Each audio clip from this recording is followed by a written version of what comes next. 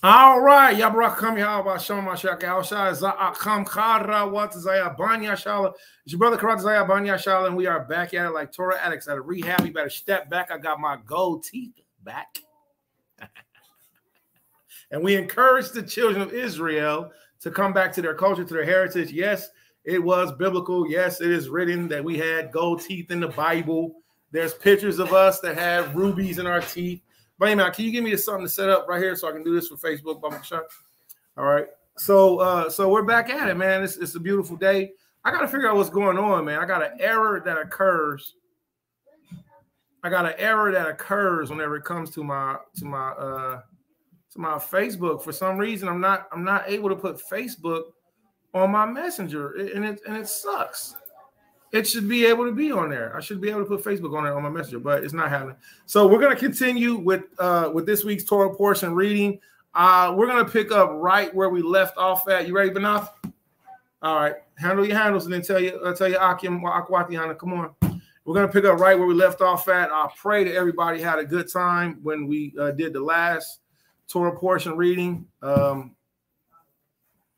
Yeah, Khan. Yeah. I mean, it was just official, it's official, So we're gonna keep the same momentum. Come on in here, come on in here. We're gonna get it started in a minute. All right. And for the time being, I'm gonna play another documentary. We're gonna get back to playing. We're gonna finish our Hamite homeboy. All right, Reich. The worst African rapper in the world, trying to propose to be like Israel. I'm gonna finish playing his music videos while we wait for everybody to come in here. Shabbat shalom. No, you always on point. You see how your brother did it, right? 3 holy colors, red, purple, blue. You know what I'm saying? All right. So salute to you, Tawala, for your ministry. Greatly appreciate you. All right. Shabbat shalom, Amos Aquan.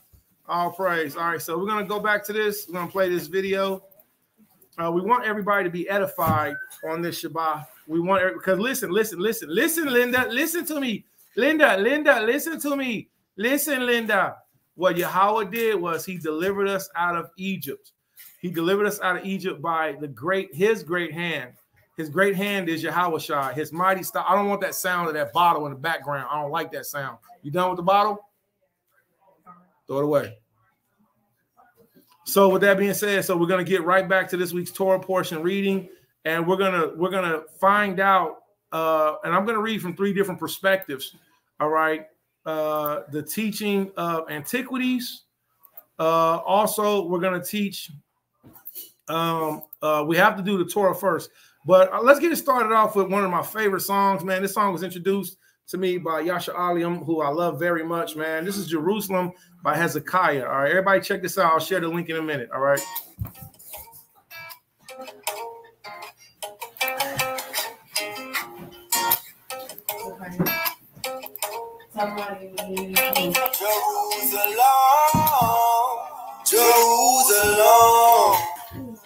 Jerusalem.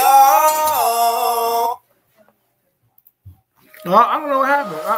What happened? What a commercial kicked in? What is this? What is this? I'll share the link for everybody who wants the song. It's our brother Hezekiah. He did a phenomenal job on this project. All right. I don't know why that happened, but let's do it again. All right.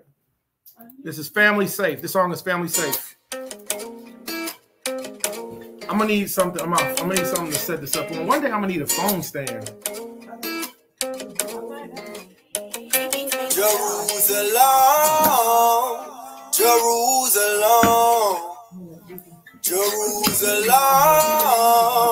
Jerusalem. Rush. We wanna go back home. Go back where we belong. There's a book called. You see that red portion? I pray this. Do you see Exodus in there? Jerusalem, yeah, Jerusalem, yeah. We wanna go back home, go back where we belong. Forgive us for our wrong. I pray this reach the throne. Jerusalem, city of David, Mount Zion. That's the place that the Father put his name on. Them the people that these nations got their aim on. We found out where we from, now it's game on. Jerusalem, we did Jews are wrong. We broke the laws, he left us alone. We waking up, we wanna come home. Follow Christ, ain't casting no stones. Jerusalem, yeah. Jerusalem, Jerusalem, yeah. We wanna go back home, go back where we belong. Forgive us for our wrong. You know those I expository pray books? You this see that red reach collection? the Those are called expository books. Look in the laundry room and look for that collection, the same red book. Look for Exodus. Jerusalem, yeah. We wanna go back home, go back where we belong. Forgive us for our wrong. I pray this reach the throne. I put my name on Jerusalem. I put my name on Jerusalem. I put my name on Jerusalem. I put my name on Jerusalem. I gave my Lord to Jerusalem. I gave my Lord to Jerusalem. I gave my Lord to Jerusalem. I gave my Lord to Jerusalem. Let me see. Let me hold it. See if I can get mine. I won't forsake you. I won't forsake you. Shalom now. Switch to YouTube. Yo, Naciel, switch to the YouTube. It's popping.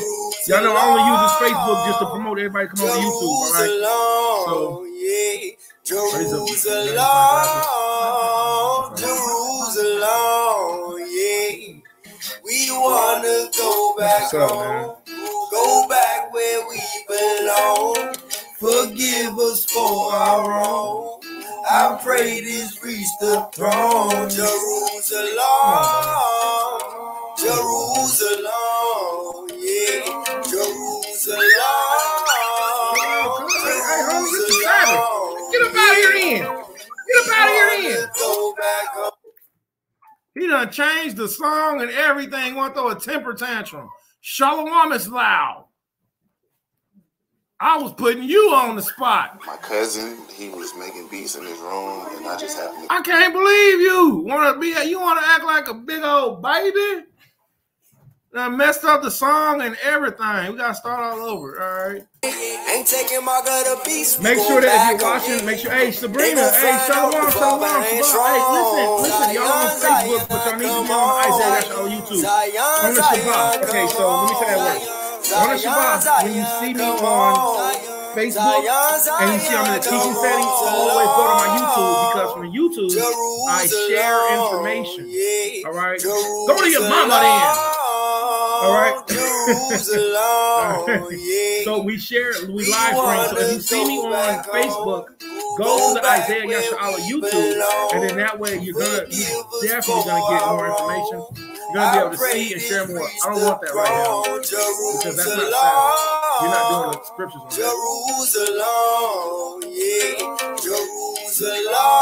Goodbye. Got it.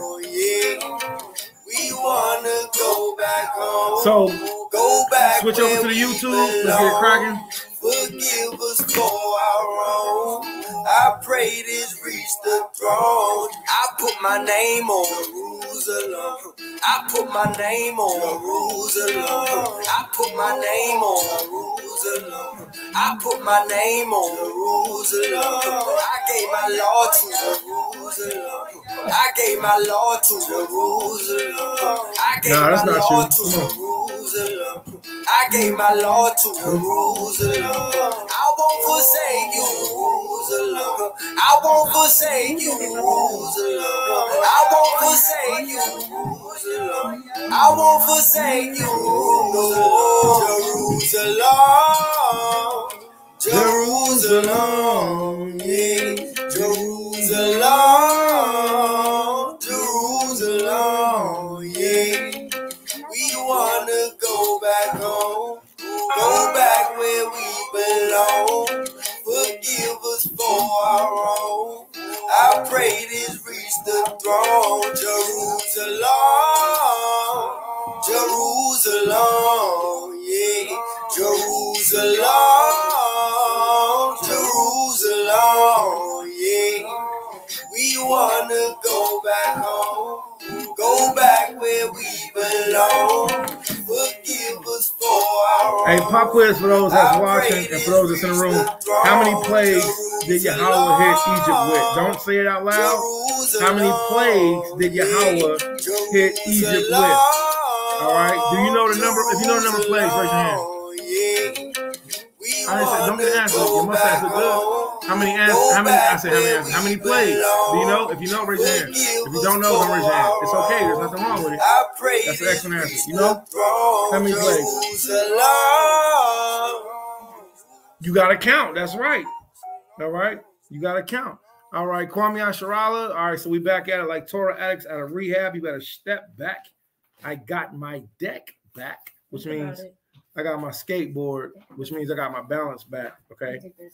So the Most High smote Israel with safety and protection. The Most High smote the Hamites with plagues. You got a question? You want to say something? What did you say the first time? 8. That was very close. Good job. You should have went higher. Wait, 10? Yeah. So Yahweh smote the Hamites with plagues. So we're in a family setting. This is a safe setting. In this setting, everybody has room to help, teach, and to minister. All right. Soon, I hope to see you on the Council of the Women that are helping to teach other women and children. Have you been seeing what they've been doing? You ain't been seeing what Rashwan and Amaf and Kanai and other sisters? Have you been seeing that? Have we been knowing each other for a while? So I mean, you've been around. You be like, you got experience. So you should be teaching with the women and with the sisters. So therefore, Nakwa, because I was about to start off with giving a salute to Nakwa, for Nakwa being a sister that's been ministering and teaching. So we need the women to teach who? Somebody give me Titus 2. Y'all know this. You give me Titus 2. You give me Proverbs 31. And then we're going to do this the same way. Rashwan, I want you to give me but I'm not going to give you the answer. You got to find it. Jeremiah chapter 9, where it talks about the women. Okay. I ain't going to give you the answer.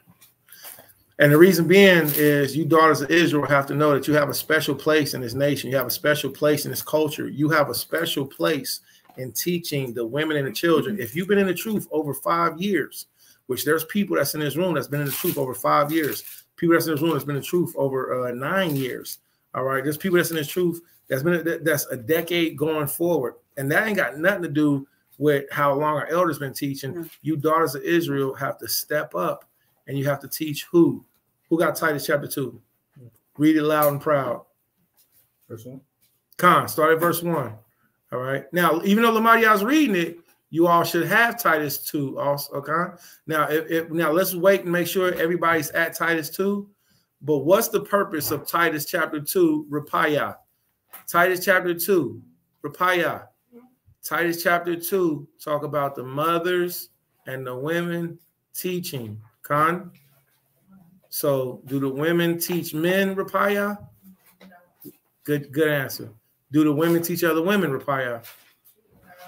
Yeah. Excellent.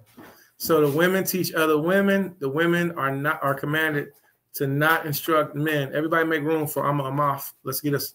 It's been a minute. Like, it's my favorite setting when it's just us at a family setting table. I don't miss.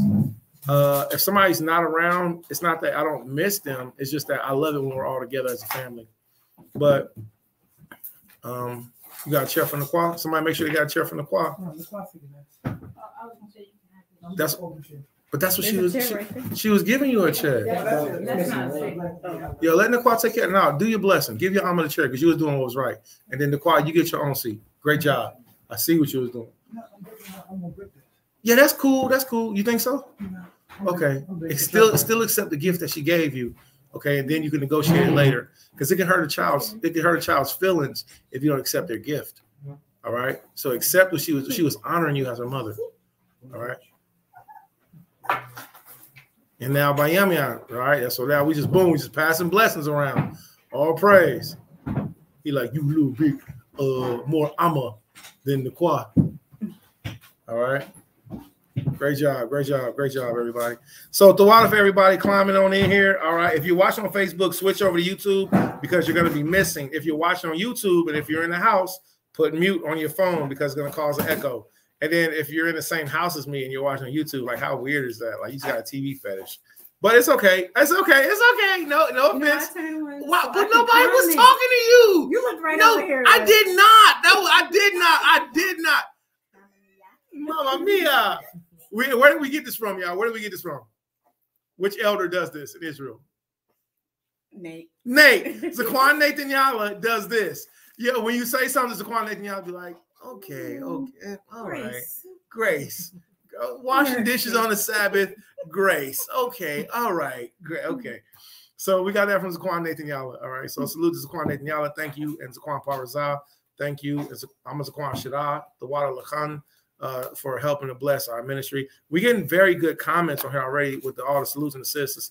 So we want to tell y'all that our community is about raising and lifting each other up. We were raised by good elders. There's 3 people that's in this room right now that had the experience of being on 26th Avenue. If you don't know about 26th, then therefore, if you talk louder than me, then that's a good reason to get your bum pop. If you were not on 26th Avenue and the city gates of Columbus, Ohio, then what that means is that you learn later and that the edification that you received is a good edification, but there's also a stock that has all praise. Oh, that's a great question. So somebody, okay, so anybody who answers this question.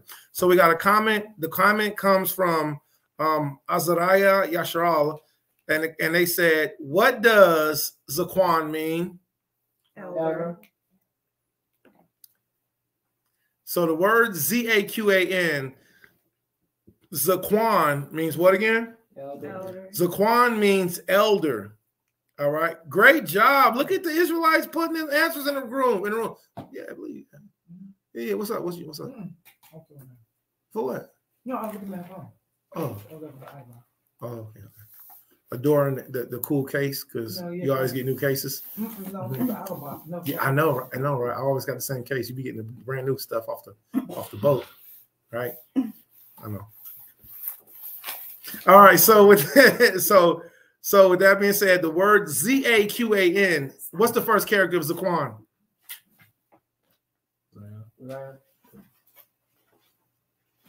So you have Z, which means sharp. So the Zaquan or elder has to be za. They have to be sharp. All right. What's the next character?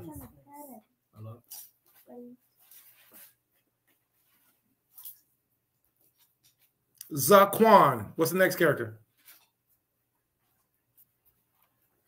All right. So Qua. I was gonna say qua. Qua. So the symbol for qua, as we've seen, has been taught to us as to be a shovel or to be a symbol for dig. There you go, Baro. There you go, Baro, Shalom. So for Zaquan, so you got sharp, and then you have the digging. So an elder is sharp, like a Z, like Zorro came in and Zorro had a sword. He said, Zorro, I am Zorro. Zorro was here. Zaquan, sharp, Z.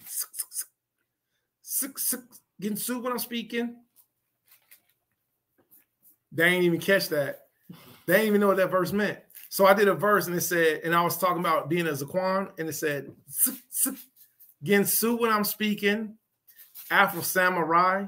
You know the rest of the words? Cutting hermaphrodite. Pastors, you bastards done got on my nerves. Y'all lying on y'all and define this word. I'm a swordsmith with this cutting your minister. Sensei Yahweh Shai taught me how to dismember members of Mormons in numbers enormous. I'm a formidable opponent. I'm chopping off. You got a rocket launcher. I got 1611 blades rain back over the arteries. Graham on it, getting in on your teeth, sin, boy, and I cut you. So it started off saying sharp. So Zion, an elder has to be sharp. But be careful because some elders only are elders for their own means. Some elders only want to be elder. When you become like into this terminology, and I'm not really an elder, I'm still a youth. So the word zaquan it means sharp, shovel, and then reaching out. Zaquan, all right, a sharp dig, and then a reaching out. Zaquan, all right. So zaquan, a sharp elder reaching out that actually spends time in the word digging. Okay, so that's what zaquan means. Okay, Zion.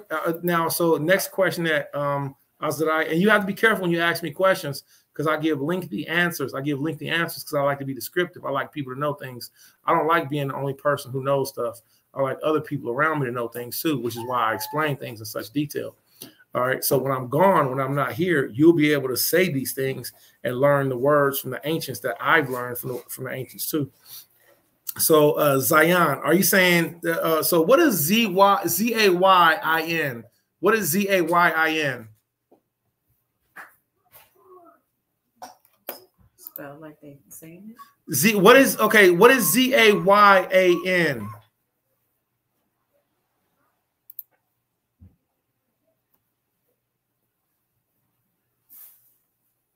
I don't know what Z I don't know, and the Zayin. The problem is that you have modern Hebrew and you have Paleo Hebrew, so we have to know what word is it that you're trying to pronounce, or Za in Yiddish. Okay. Yeah, Mayu. I'll let you handle that. Yeah, Mayu Daweed. I'll let you handle that one because I have to know the word. Once I know the word, then I can be like, oh, well, that word is this. All right. So, and then Barro says Za in Yiddish. Okay. Azariah said modern. Okay. So let's do this on the first day of the week. We'll come back to it, to any and everything. But for right now, let's finish up this week's Torah portion reading. Shalom! Shalom! Why are you walking like? Because he's swole. He's swole. He's walking like that because he's swole. Where the little boy sticks his tongue on the pole outside. Because he's swole. Out of sight, out of mind. Out of sight, out of mind. All right, so shalom to the family members that came in. Y'all around there. Always happy to see you. Christmas story. Yeah. All praise. Like the little boy that's in the in the snowsuit? Yeah, kind. Shalom, little swole. Come here, let's show you to the people, little swole. Come here, little swole. This little swole right here. This is what happened when you swole. Swole. Little swole. Little swole. Little swole. Little swole. All right. Shalom, Zion. Shalom to Zion. Get him, Zion. Zion. I mean, get him, boy. Not you.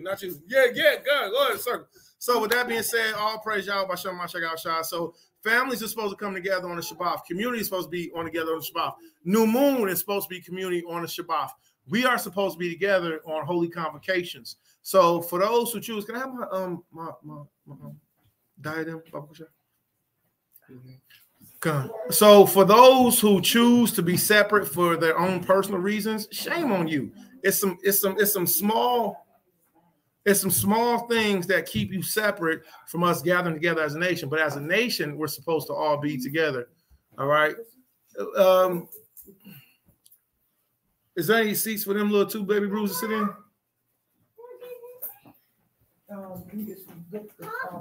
All right. So the most beautiful thing is operating together as a family, as a community on the Shabbat. All right. That's the most beautiful thing. All right. It's wonderful when you operate as a community, as a nation on the Shabbat together. All right. So we're going to look at a few things. We're going to go ahead and get back started. And in the process, we're going to learn more about this week's Torah portion. Now, I went through the Torah portion. What happened to my baby's forehead? It's a sticker or something. Girl, I thought she had got well, you remember, look at that old school scar. What it look like? What from here, from my eyesight, what it look like? A who? Stitches. From here, it looked like somebody took a curling iron and they put it back, Rapaya. I thought somebody put a curling iron scar on your forehead. You're right. Who got curling irons, right? This house full of locks, right? Okay. If you're watching on Facebook, switch over to YouTube. You'll get more out of it. All right. So before we go forward, let's speak on the scriptures that we pulled. Okay. So he lets you carry him. Oh, he lets you carry him. Oh yeah. Is that Abba? Come on. So let's get to this real quick. All right.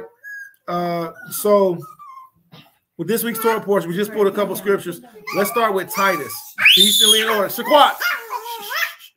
Wow. We're not about to do this between you two. All right. My two Banyam ain't about to be arguing. Okay. So let's start with Titus. All right. So we had Titus pulled up first. Okay. Yeah, you're right. And the reason, and excellent answers, wherever for them two princes to sit down at, and bring them close to me so they can sit down over here next to me. All right. Zakaria. Let's start with Titus, Khan. And Lamadia Shaquat, Abba, you so husky. Why are you so big boy? Why are you such a big boy? Don't even bother him. You used to getting slapped by his mom. He don't even care. He like, sign of love. All right, so let's get started with the scriptures. All right, so Titus chapter 2. All right, Lamaya, go ahead, Korah. Titus chapter 2, verse 1. But speak thou the things which become sound doctrine, that the aged men be sober. The aged who? The aged men be sober. So the aged man being sober, all right? The aged man being sober. What does sober mean in this context? Oh, you got some new glasses with lights on them? You be stunting on them. I might be stunting. No. You be putting out brand new stuff. No, you be putting out brand new. Come on, man. Are those prescriptions like you can see lenses to them? And they got lights on them? Ooh. And then wait, when she gets some new glasses, she be like, here you go. You can hide these. All right, come on, let's go. Great job. No, use them as they supposed to be. All right. I ain't mad at you, Fly. Can we get a chair for Amma? Pull your man. Pull them the wicked chairs for it. Keep hitting me. I'm gonna hit you back. Stop it. Yeah.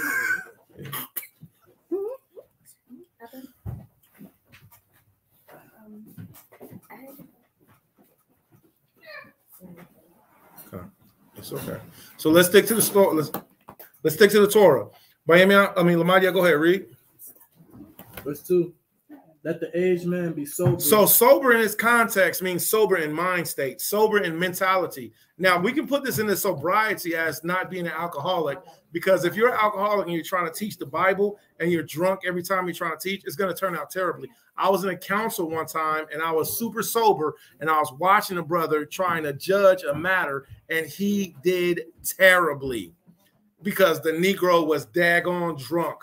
But outside from this, we're supposed to be sober-minded whenever we're, if you're claiming to be elder, it's okay to drink. All right. According to Proverbs chapter 31, it's okay to drink. Just don't drink and then pervert the law of Yahweh. All right, go ahead. Grave. Grave means what? What does grave mean? Anybody? Serious. What does grave mean, the Kwakaja? What does grave mean? Any of the mothers of Israel? What does grave mean? And by this time, even though you don't have any children, you're a mother of Israel, because you've been in truth longer than I actually perceived. So what does grave mean? That's a great answer. What does grave mean? A man of Israel is supposed to be grave. What does grave mean? Does it mean he's supposed to be dead? Does it mean he's supposed to be in a coffin, in a casket? The word grave means serious. All right? The word grave means serious. So be sober-minded. Be serious. What else? Temperate. Temperate means what? What's temperate mean? Anybody?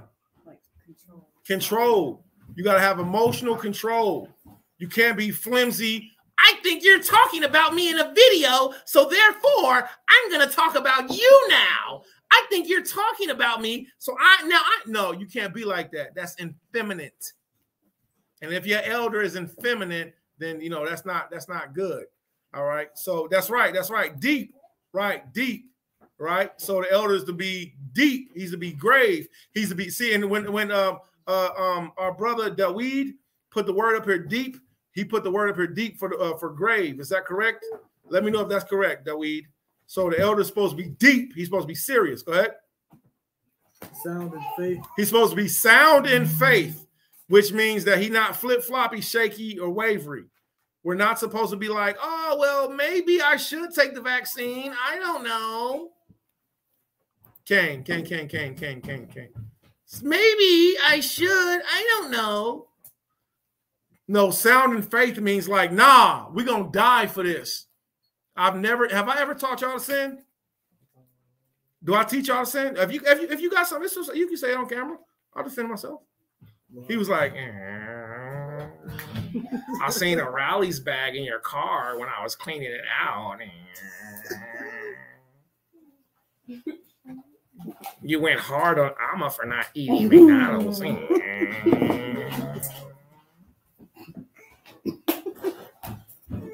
So grave means deep. It means serious. Sound and faith. Go ahead.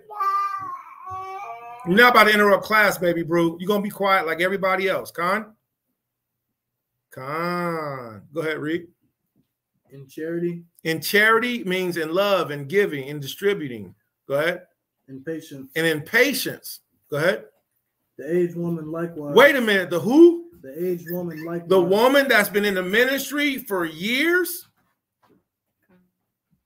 The aged woman likewise. The young woman. The aged woman. The aged woman is to be like the man. Read. The aged woman likewise, that they be in behavior as becometh holiness. So women have to be in behavior that becometh holiness. And how are the older women supposed to teach the younger women to be? Now, this is all encouragement for you daughters of Israel who want to progress and go to that next level of truth and edification and helping others. Read. Not false accusers. Don't be a false accuser. Read. Not given to much wine. Don't be given to much wine. If you have wine down Wednesdays, which I encourage all the daughters of Israel to be a part of, what's it called? Not Cockmouse Corner, Women of Wisdom. Be a part of Women of Wisdom. And then we have a day that's called Wine Down Wednesdays, where you're encouraged to bring your favorite wine, and it's women only, all right? And then women communicate and talk. Are you a part of Wine Down Wednesdays? Why not? So the women should know about this, and they should, but you will be. So to be a part of Wine Down Wednesdays, it's the middle of the week, all right? And not just wine either. It's any drink of choice. Yeah. Okay, and it's all praise. And see, the women can be a part of that without masculine influence. And I believe that it's not about going over doctrines and scriptures, but it's about women getting together and helping each other and ministering. That when you make sounds in my ear, it distracts me. So please don't do that, Con. Thwada. All right, but you're welcome to be with Abba. So with that being said, are you humming? Are you humming scriptures or humming good thoughts? Okay. Well, if you're saying what I say, then it's okay. Okay. So with that being said, Wine Down Wednesdays is incredibly, for what I've seen, helpful for other women. And I wasn't a part of the beginning of Wine Down Wednesdays, but I would say this: the women are to be sober. All right. What else, Lamadia? Verse 3: The aged woman likewise, that they be in behavior as becometh holiness. Be in behavior that becometh holiness. So you daughters do have a space to teach, and we can't do this without you. We can't do it. Who's holding Proverbs 31? Raise your hand. Okay, go ahead. No, not you, baby. I want Lamadia. I just want to know. Go ahead, Lamadia. Not false accusers. Don't be false accusers. What else? Not given to much wine. Go ahead. Teachers of good things. Read. That they may teach the young women to be sober. So that they may what? That they may teach. They may what? Teach. They may who? Teach. So the women do have a place to teach. So watch your mouths. Because we read the Bible. I ain't going off of what every man say just because he don't like it or because she don't like it. We're going to go off what the Bible say because our first teachers were women. Proverbs 31. Go ahead, Naquan. Everybody got Proverbs 31? Now, what we're going to encourage you to do is understand Timothy. But in understanding Timothy, now we're going to just speak a little bit freely. So in understanding Timothy, how are the women supposed to teach? Who are the women supposed to teach? Anybody but the men. Who are the women supposed to teach? Women? Women and children. Women and children. When does a child become a man? What age? Anybody but the men. 20. Who? 20. Excellent answer. When a man is 20, then he's old enough to go to war. When a man is 19, if he got a full-grown beard, guess what? Boy, you still up under the mother. You're still up under the mother, but you're up under the father too. And guess what? Isaac, nah, I don't know where you got 13 from, but please present it. Please present it. Nah, don't do that. Oh, you do? Okay. So I don't know where you got 13 from, but please present it. I think that might be that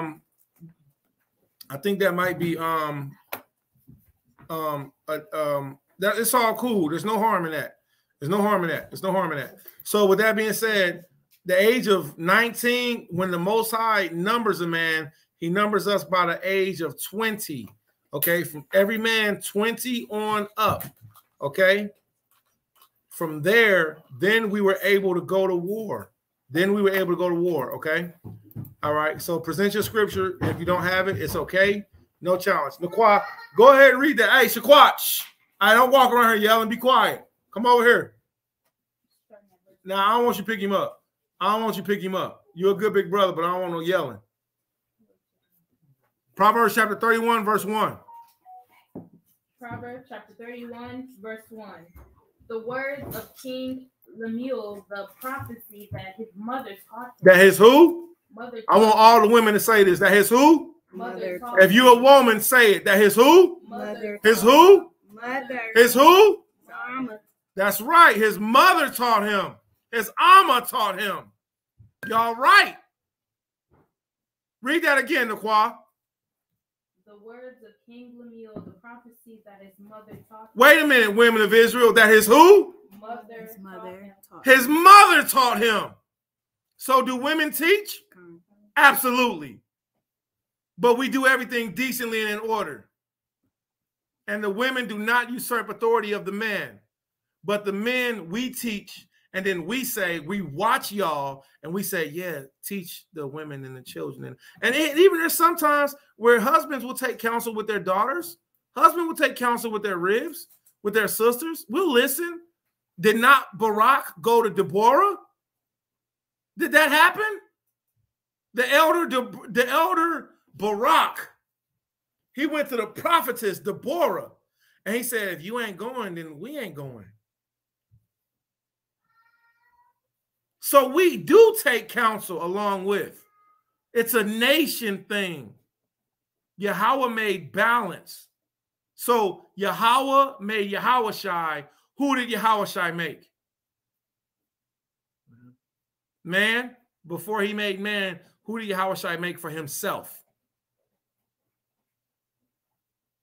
I know that's a vague question.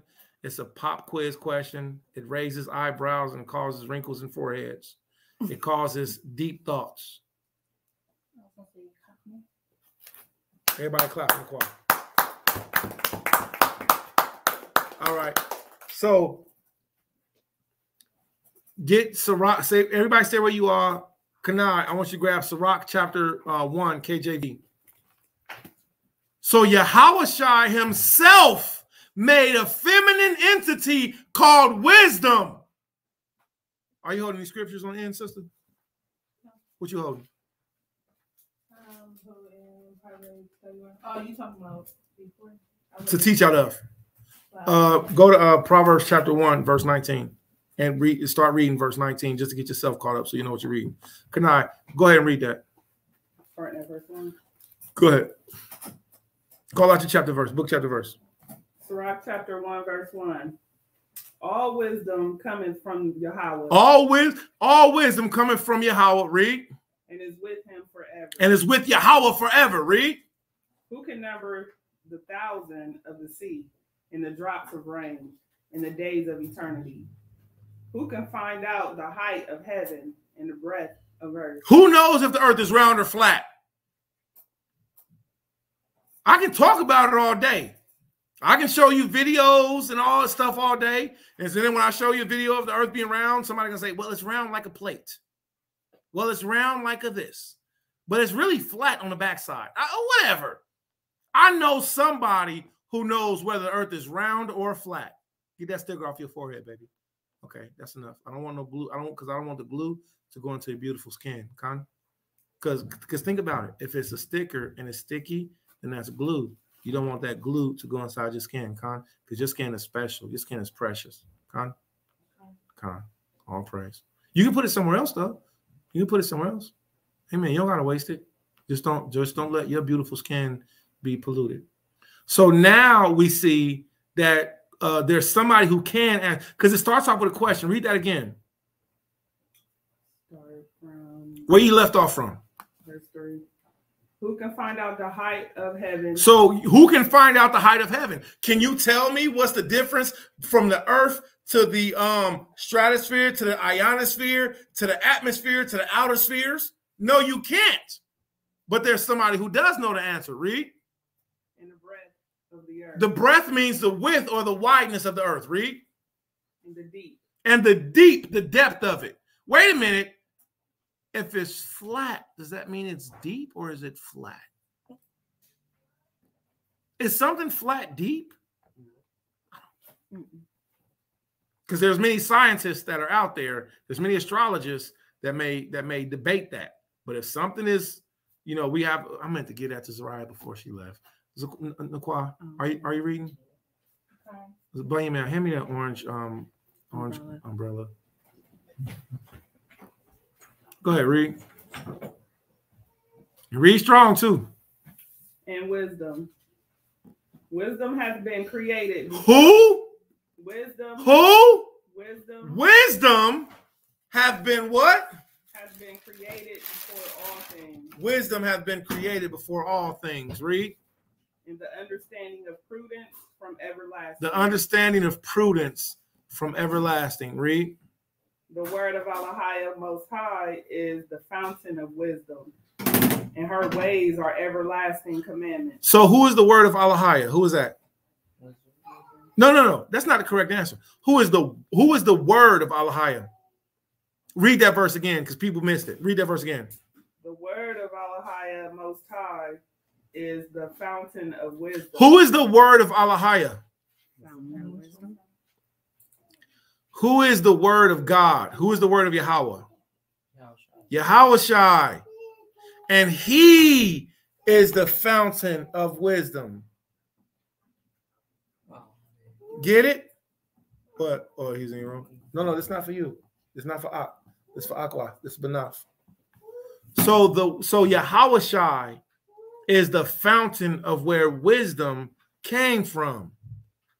Wisdom came from the word of Allah. Go ahead. And her ways are everlasting commandments. So she, the feminine entity, wisdom, her ways are everlasting commandment. So women are encouraged to teach other women and to teach children. Go ahead. Verse 6. To whom hath the root of wisdom been revealed? Or who hath known her wise counsels? Unto whom hath not the knowledge of wisdom been made manifest? And who hath understood her great experience? There is one wise and greatly to There is two wise. There is one. There is three wise. One. Who is the one wise? Read that. And greatly to be feared. Yahweh sitting upon his throne. Boom. Read that. Verse 9. He created her and saw her and numbered her and poured her out upon all of his works. So Yahweh made Yahweh made wisdom at the beginning of the world. So there's always been another entity, spiritual vibration, that's been a feminine. And that's where Israelites get messed up. That's why y'all be getting the black woman as God from, because they don't understand that this goddess vibration that came from Egypt was tried to be sprinkled on the Israelites. But the power, that's a spiritual vibration in the woman context, is the spirit of wisdom. So Israelite women should not call themselves goddesses. That's not for y'all. That's not for us. The spirit of wisdom, that's where the concept of ma'at, that's where that comes from. Yeah, anybody got something you want to bring out? I just have a question. Go ahead. I seen somebody else said we shouldn't call ourselves queens either. The word queen, the original root is prostitute. Yeah. I looked it up. I didn't see that. You didn't? Did you go to etymology? Mm-hmm. Okay. I'll help you. I was wondering. All right. That's the fat one. Mm-hmm. Which one is that? No. Who? Hey, Sean, you have to think you want to see something. All right, let's go ahead and get back to it. Go ahead. This is for Zariah. This is for girls only. Verse 10. She is with all flesh according to his gift. She is what? She is with all flesh according to his gift. Okay. Go ahead. And he hath given her to them that love him. So therefore, stop right there. All right. All right. So Shaddai, daughter on the end next to Amazakwan Amath. I want you to get Wisdom of Solomon, chapter 7, start at verse 19. Wisdom of Solomon, chapter 7, verse 19. So when you all are at home and you all are precepting this, when you precept this, put this together perfectly. Wisdom was at the beginning. Wait. You're holding Proverbs 1.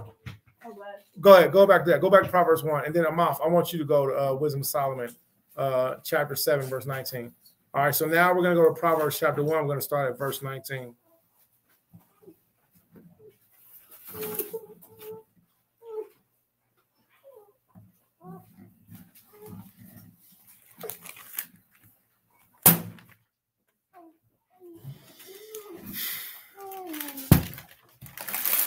Can you put some decal on this or something? Yeah, you can. Yeah. Maybe when she's older. You got that? Bring it out. Proverbs chapter 1, verse 19. Bring it out. So are the ways of everyone that is greedy of gain, which taketh away life and the owner thereof. Read. Wisdom crieth without who? Wisdom. Wait. Who was created in the book of Ecclesiastes chapter 1? Wisdom. Who was created in the book of Genesis chapter 1? Wisdom. Wisdom. She crieth out. Go ahead. Wisdom crieth without. She uttered her voice. Wait, I need another reader. Can somebody get another reader too? I want you to stay where you are. Stay where you are. I need another reader. Bring him in. Get Proverbs chapter 8, verse 22. All right, good job. Good job. I'll go out for that. Go ahead, read.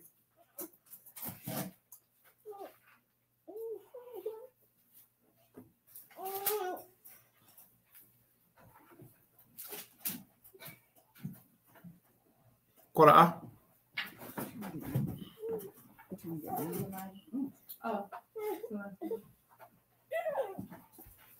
Wisdom, Proverbs chapter 1, verse 20. Wisdom cries out without she uttered her voice in the street. Wait, he uttered this voice? She uttered. She, wisdom is referred to as a she. She uttereth her voice in the streets. Read. She cried in the chief place of concourse in the opening of the gates in the city. She uttered her words, saying, how long, ye simple ones, will ye love sympathetically? Simplicity. Read. And the scorners delighted in their scorning. So our mother wisdom cries out to us saying, how long y'all gonna enjoy being dumb? How long y'all gonna enjoy being fools? So our mother wisdom talks to us just like a lot of the time the feminine context of our mothers talk to us today. What, my son? What, the son of my wombs? What, the son of my vows? What, boy? So the same way that wisdom cries out now is the same way that wisdom cries out, our mothers cry out. Go ahead. And fools hate knowledge. And fools hate knowledge. Read. Turn you at my reproof. Behold, I will pour out my spirit unto you. I will make known my words unto you, because I have called and ye refuse. I have stretched out my arms and no man regarded, but ye have set at naught all my counsel. You said at naught all my counsel. You didn't hear what I was telling you. So therefore, we see that the spirit of wisdom is a wise, feminine vibration spirit. All right, excellent reading. Let's go to the book of Proverbs, chapter 8, verse 22. Who's holding Sirach chapter 7? Who's holding Sirach chapter 7? Naquan, you go ahead and get that because Amos' hand's busy. Are you holding the scripture, Naquan? 31. Okay, we just did that. All right, so Naquan, you do Sirach chapter 7. All right, start. Maza? Let her get a sword. Let her get a sword because she got what it got documented the way she wanted. Yeah, wisdom Solomon. All right, go ahead, buddy, man. Proverbs chapter 8, verse 22. Bring it out. No, start at verse 20. Proverbs chapter 8, verse 20. I led in the way of righteousness in the midst of the path of judgment, that I may cause thus that love me to inherit substance, and I will fill their treasures. Yahweh possessed me. Wait, who possessed? Yahweh. Possessed who? That possessed wisdom. Hey, excellent scripture. Yahweh possessed wisdom. Read. Yahweh possessed me in the beginning of his way before his works of old. I was set up from everlasting. Wait. From when? Before his work was of old. Oh, slide. In the beginning of his way, before his work was of old. Before the works of old. So this is talking about in the time frame of Genesis. Before the works of old, wisdom says, I was there. And we're going to read that in the book of Wisdom of Solomon, chapter 7. Go ahead. Verse 23. I was set up from everlasting. From when? From everlasting. From the very beginning, the feminine spirit of wisdom was there. Read. From everlasting, from the beginning of ever the earth was. Before the earth was. Read. When there were no depths. When there was no depths. When he said, let there be light.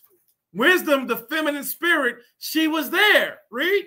I was brought forth when there were no fountains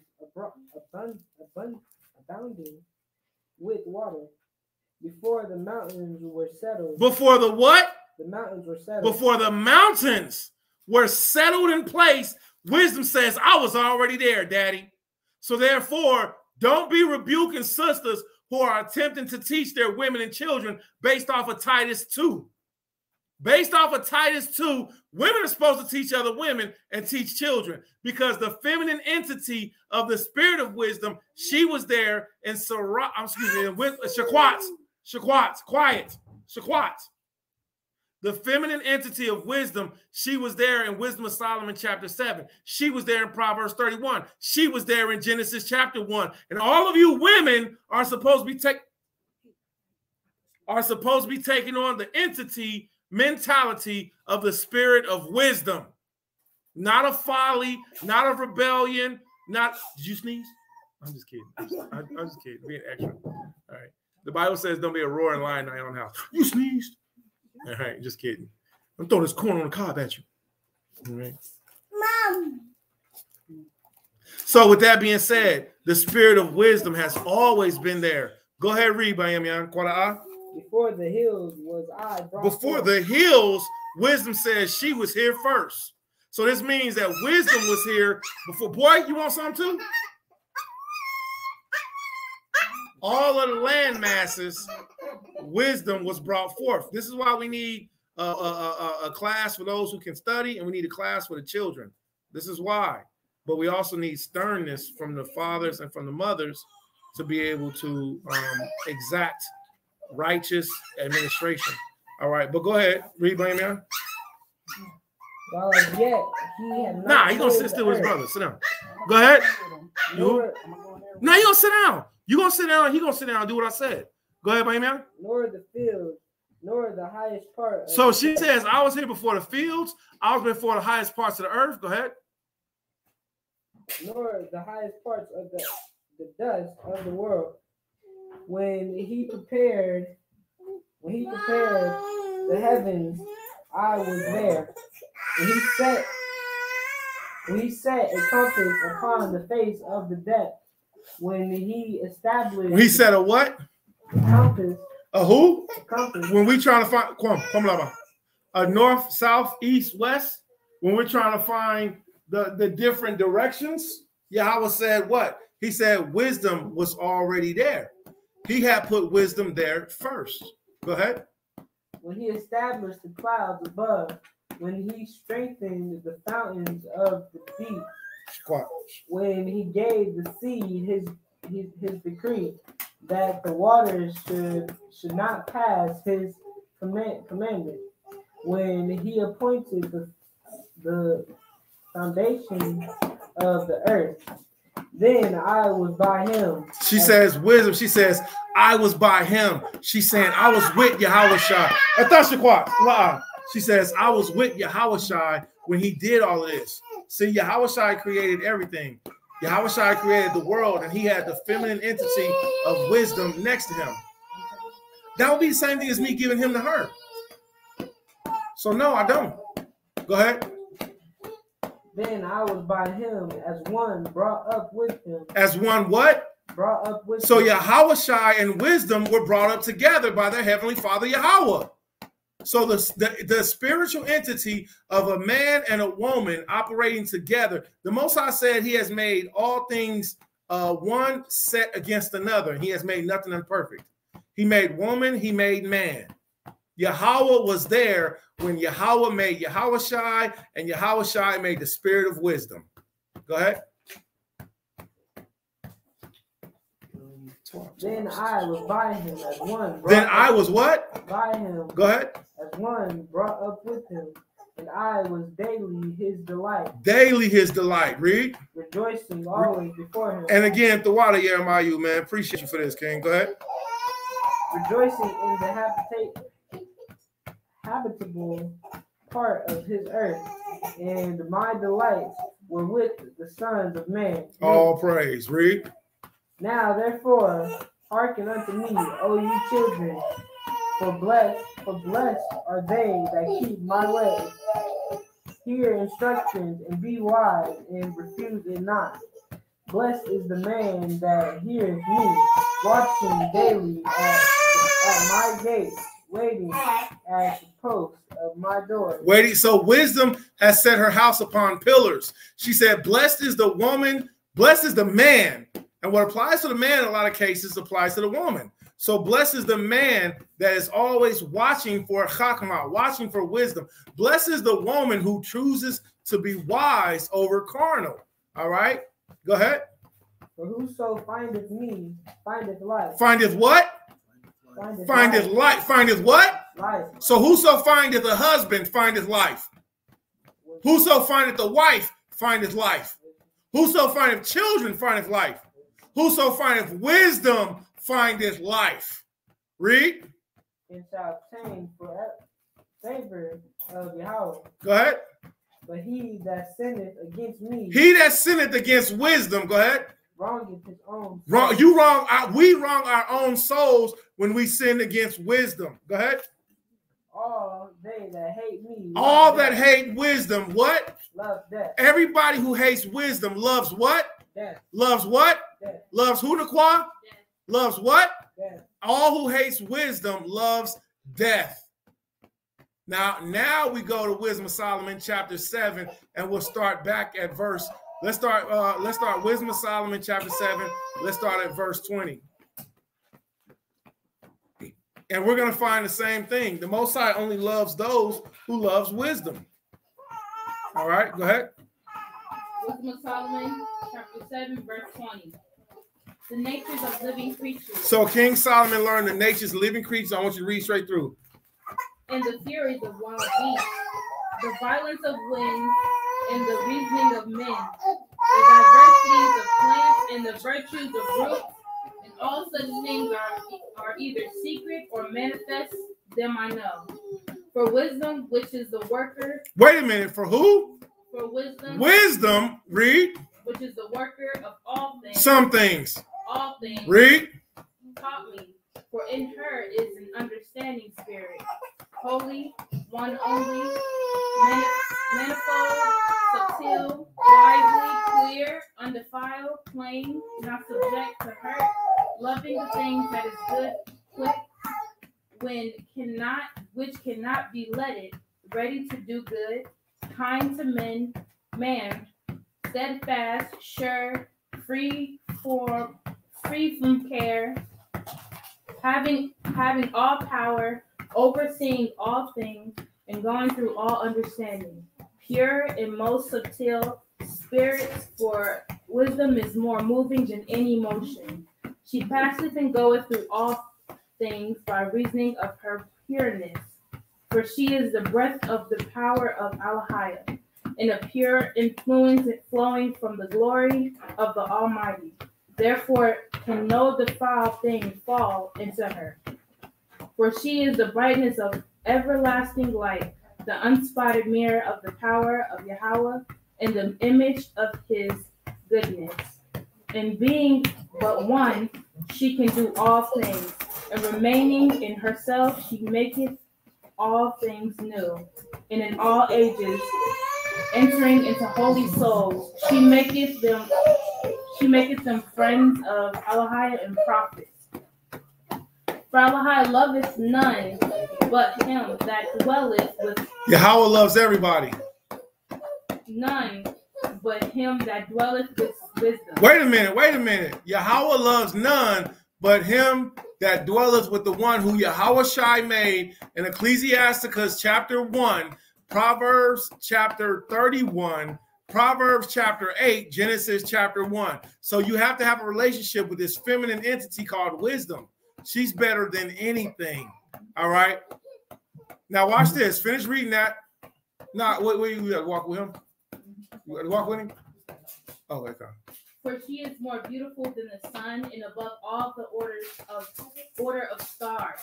Being compared with the light, she is found before. Read. For after this cometh night, but vice shall not prevail against this. And this was the scripture that helped me to stop smoking weed, because I used to smoke weed. Now the Bible says that vice shall not prevail over wisdom. Now what I did was I used Ecclesiasticus as my excuse scripture to smoke weed and say, hey, I'm learning good, I'm learning evil. But the Bible says that vice shall not prevail over wisdom. So therefore, smoking weed is a vice. Smoking cigarettes is a vice. Smoking black and milds is a vice. So vice shall not prevail over who? Read. That's it. So the Most High says he loves none but those who loves wisdom. Read that verse again, Naquan.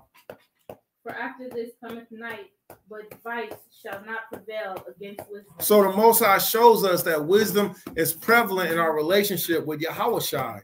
Wisdom is prevalent in our relationship with the creator of everything. Excellent verse, man. Tawada for that again. All right. Greatly appreciate it. All right. So our women do have a place to teach, and it's by the side of us teaching our children and teaching other women. All right. Now, raise your hand if you already went through the Torah portion or if you heard the Torah portion. Excellent. We're going to go to the prophet portion. We're going to go to the prophet portion next. The prophet portion is what? Ezekiel chapter 28. Ezekiel chapter 28, we're going to start at verse 25. Everybody did wonderful this week. And don't forget, after we do the Torah portion recap and reading, we also have a full week of going through it so that we can learn more, so that we can, be better edified. So Ezekiel chapter 28 through chapter 29. And if my memory serves me correctly, it's Ezekiel chapter 28, starting at verse 25. I'm going to put it up on the screen. Salute to Rashwan Rob for making sure the Torah portion is always posted. So Ezekiel chapter 28, we're going to start at verse 25. And I want Bayamian to read long and strong. And he's going to read all of Ezekiel chapter 28. All right, going to verse 29, verse 21. So start at 25. And when everybody's there, say, Khan. All right, all praise. All praise. You checking on your eye, you trying to see why he crying? He calls you. That just reminded me. So what Yashar just did is the same thing that Jeremiah did. And what happened was the Hamites, they would bring their children into our houses. And when their children cried, guess what that would make our children do? And then that's how they found out that we was hiding children. They would them mean, nasty Canaanite women would use their babies as sentinels. And they would be like, yeah, they would use their babies as sentinels. And they would make their babies cry. And then when their babies cried, our babies cried. And then they was like, you have a baby in here? What are your baby? And then they would find our hidden babies. They use their children as daggone seeking dogs. All right. But babies communicate like that. Like Yashar, he loves Jeremiah. So he was checking on Jeremiah when he heard him cry. All right, you subdued, you kosher. You subdued. I will love you. I know, con. This is an old technique that I learned a long time ago. Being Abba, making sure baby sit on my knee, and I love you. Waya shakwat banya con wa halalaya. Okay, go ahead and read my. Oh, you so ghetto. Go ahead, read my email. All right, everybody there? Con. All right, go ahead, read my email. Ezekiel chapter 28, verse 25. Thus saith Yahweh Elohim, when I shall have gathered the house of Yashar'Allah. When he shall have what? Gathered the house of Yashar'Allah. So what was this week's Torah portion about pertaining to the Torah? Anybody? Speak up. Say that again. What else? Anybody else? But you read the Torah portion. I said the Torah. What was the Torah portion about this week? Who? The plagues. What else? About us leaving. Getting out of bondage. Okay. We had the lineage that was in there. Okay. You got something about this car you want to say?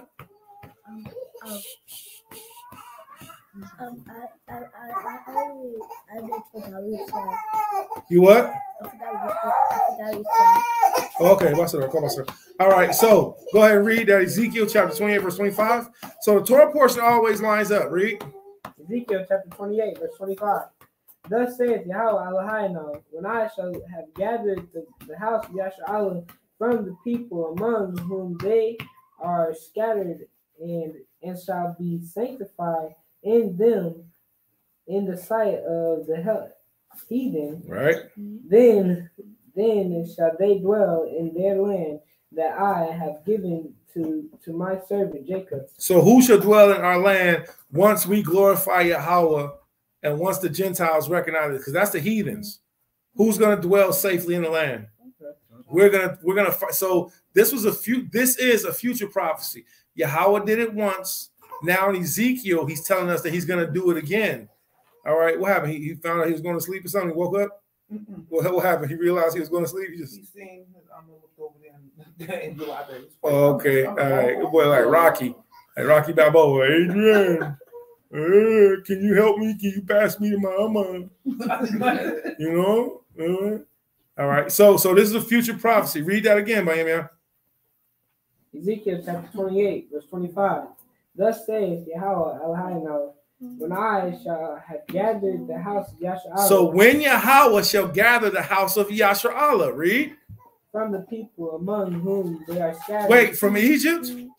From the people. So this is when we get gathered from all over the world. This is when we get gathered from no matter where we are in slavery. Go ahead.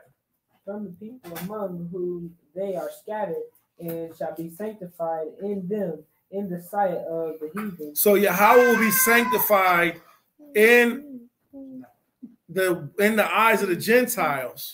They're going to recognize that we're going to praise him so hard. Go ahead. Then shall they dwell in their land. Then will we dwell in our land. How? Just read. That I have given to my servant Jacob, and they shall dwell safely therein, and shall build houses and plant vineyards. And we will plant vineyards, we will build houses. So this is us going home to Jerusalem. Remember, this is a future context of us going home. The same thing he did in the past is the same thing he's going to do in the future. The same thing he did in the past, he's going to do in the future, but it's going to be on a grander scale. Go ahead. Yea, they shall dwell with confidence. With how? With confidence. We ain't going to worry about nothing. With confidence. With no police lights. With confidence. Wait. With nobody telling us to go back home. With confidence. We're going to dwell with confidence. Go ahead. When I have executed judgment upon all those that despise them. So he's going to execute his judgment on everybody who hurt us. Read. Round about them, and they shall know that I am Yahweh, their Elohim. Read.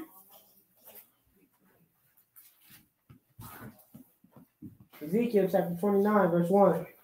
In the 10th year of the 10th month, in the 12th day of the month, the word of Yahweh came unto me, saying, Son of man, set thy face against Pharaoh, king of Mount and come over and prophesy against him and against all Egypt. Speak and say, Thus saith Yahweh, behold, I am against thee, Pharaoh, king of Mount Zion. The Most High says, I am against you, Hamites. I'm against you, Cushites. I'm against you, Africans. There's no way around it. Yahweh is against the Africans. There's no way around it. It doesn't matter who you are. It doesn't matter how you feel. Yahweh, who is reading? Who wrote this? Which prophet is this? Was Ezekiel born during the time that we were in slavery in Egypt? Or was he born after? He was born after. So he's speaking of future prophecy. That's why when we read the Torah portion and we read what they did to us, you got to take it personal. What these Cushites did to your family members. Yahweh said, he that touches you is as he that touches the apple of my what? The apple of my eye. Yahweh called us his gold and his what? His silver. Yahweh said we're precious to him. Yahweh will always be against the Canaanites, the Hamites, the Africans, the Mizraimites, the Ethiopians, the Egyptians. It don't matter. If they came from the bloodline of Ham, they finished. They finished. And there was Ethiopians, there was Egyptians that had our backs. There were good Hamites in some parts of their culture and in some parts of their nation. There were some good Hamites that was like, yo, we sorry. We gonna rock with y'all. We see that God of everything is with y'all. There was some, but as a whole, they finished. Just like Esau finished. But there were some good Edomites that was like, yo, I didn't do that. I like y'all. I'm cool with y'all. I want to be down with y'all. Just like there's some good East Indians. But as a whole, as a nation, they are finished. F-I-N-ished. Finished. They done, son.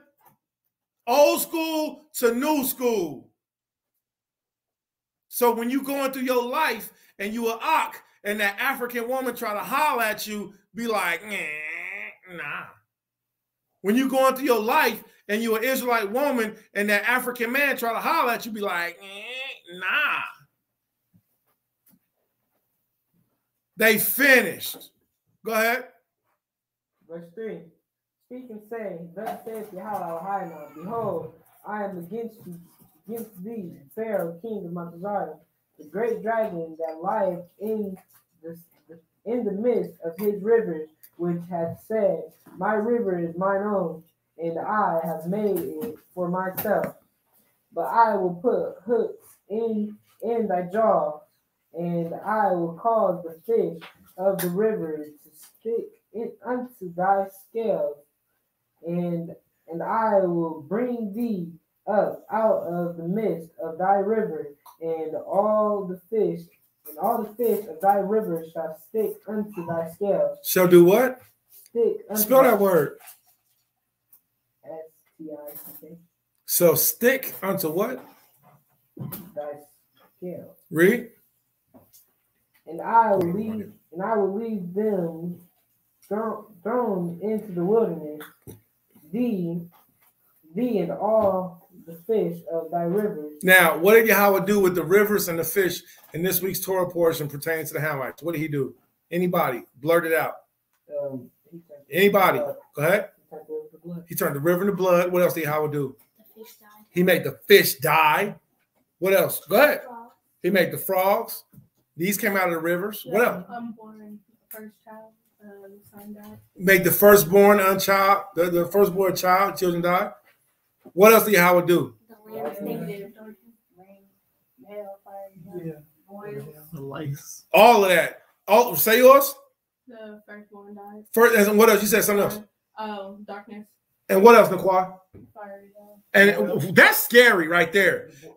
Now, where everything that's happening, I want you to go. Where everything that's happening, that's the one that terrifies me.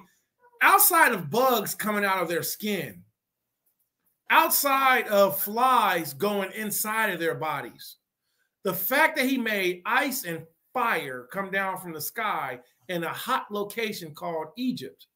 And when the ice and the fire hit the ground, what did it do? Man, it said it was going through trees, it was going through cows, it was going through people. The ice was on fire. The ice was on fire. It ain't melt, baby. It blew up. When it hit the ground, it blew up, and then all the little pieces that it blew up into, whatever those little pieces touched, caught on fire too. What'd you say? Lice. Lice. When we read about the lice, it says Aaron smote the dust, and then the dust went up in the air. Where did the lice come from? When it came from the dust, and it got to the people, where did it come from with the people? It came from outside of the people. They was just chilling, and all of a sudden, lice came from outside of their skin. Lice came from outside of their body. Men got it bad. Women got more openings. So think about that. Lice was coming from outside of our bodies. The flies was going in, not ours. Lice was coming from outside of the people's bodies. The flies was going inside of the people's bodies. That's what this week Torah portion taught us. Yeah, and listen, this is why. Raise your hand if y'all watched the video that I did this morning. Now I want to just raise your hand. Okay, cool. So with that being said, if you've seen the accounts of the plagues that Yahweh brought forward, did you watch it? If you've seen the accounts, if you're watching on Facebook, switch over to YouTube, please. If you've seen the accounts of the plagues that Yahweh brought forward, they were worse than what we thought. We read it from 3 different accounts. We read it from the Torah, we read it from Jasher, and where else? Josephus. We read it from the Torah, from Jasher and Josephus. And they were way worse than what we thought. When the women, when this didn't look like blood, but then when I poured it into another cup, then it turned into blood. This didn't look like blood, but then when I poured it into what I was about to make my flour with, as soon as it left from the cup, it turned into blood. And then some of the Hamites were so bold that they still was like, I'm going to try anyways. And when they drank it, go ahead, Rashwan. So you know how you were saying only for the Egyptians? So like for those Israelites that weren't learned, theirs turn. Who wasn't learned? Well, I'm saying like were there any? The Bible don't even document about, because we at that time it don't say that any Israelites was on the side of the Hamites. We was in Goshen and we was living with ourselves. What's up? That was what I was going to ask about the servants. So the servants wasn't. Who are the servants? The servants, the Egyptian servants. Uh-huh. I don't know. The Egyptians, he said the servants, and the Egyptians, and the ones that didn't, didn't like, I guess, disbelieve or didn't believe, was also the one that was in Egypt. That was also was taken by with lices and the boils and stuff. The ones who believe gathered unto us, because the scriptures even say that the Hamite servants who did believe, they went in the house when the hail came. They took their animals in, and the ones who didn't believe, they was outside. Them and their animals died. So the ones who did believe, they were part of the mixed multitude who came out with us. So we don't have a record of Israelites that was like, man, forget you niggas. We gonna be over here with these Hamites. So all Israel that was in Goshen, they was with it. They was down for the cause. All right. Go ahead. Pick it back up where he's reading from. Good job. Ezekiel chapter 29, verse 5. Read. And I will lead thee And I will lead these thrones into the wilderness, thee and all. Is that throne or through? Go ahead. Thee and all the fish of thy rivers. Thou shalt fall upon the open field. Thou shalt not be brought together nor gathered. I have given thee for meat to the beasts of the field and to the fowls of the heaven. Is this past tense prophecy or future tense prophecy? So this means Yahweh's going to do it again. That's the scary part. He says he's going to do it again. I did this before in Egypt. I'm going to do it again. And I'm going to get, see, it's not going to be just a peaceful, easy, sweet resurrection to where, oh, okay, well, we're just going home. And Yahweh say, oh, it's done. No, he's going to bring the plagues again. And that's what we need to be afraid of. We need to be so afraid that's going to encourage us to do right. Go ahead. They're going to be worse. So the plagues this time that Yahweh Shai is going to bring is going to be worse than the plagues that he did the first time. Why? Because we're not just in Egypt. Now we're scattered where? Oh, yeah, that's right. So there's going to be a worldwide. You think this ain't a global pandemic? This is a global plandemic.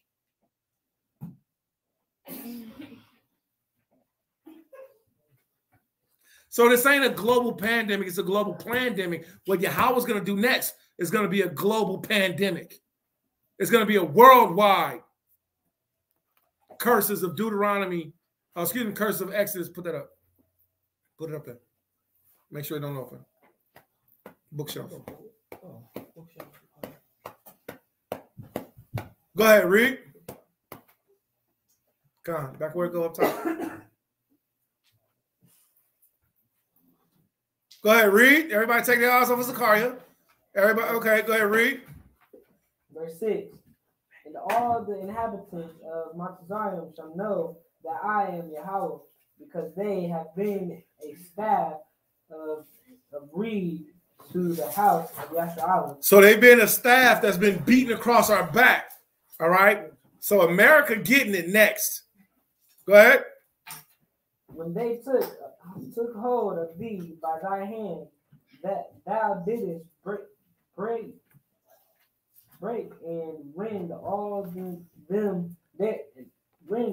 their shoulders.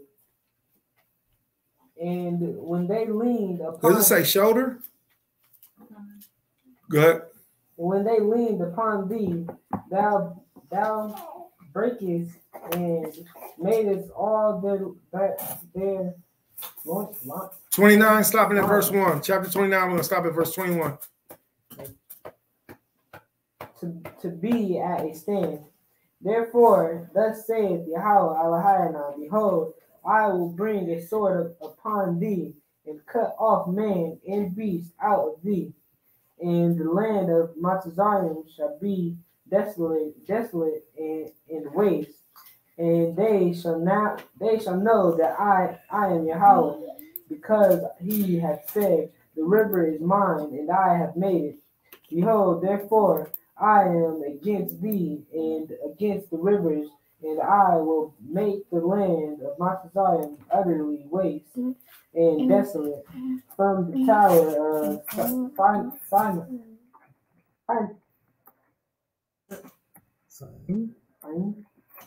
Brother. Does it say Sion? So it's S-Y-E and -N-E. All right, now read it as it's written. From the tower of Syene, even unto the border of Ethiopia. No foot of man shall pass through it, nor foot of beast shall pass through it, neither shall it be inhabited 40 years. I will make the land of Mount Zion desolate in the midst of the countries that are desolate, and our cities among the cities that are laid waste shall be desolate 40 years. And I will scatter the Egyptians among the nations, and will dispersed them through the countries. Yet thus saith Yahweh Elohim, at the end of 40 years will I gather the Egyptians from the people whither they were scattered. And I will bring again the captivity of Mount Zion, and will cause them to return into the land of Pathros, into the land of their habitation, and they shall be there a base kingdom. It shall be the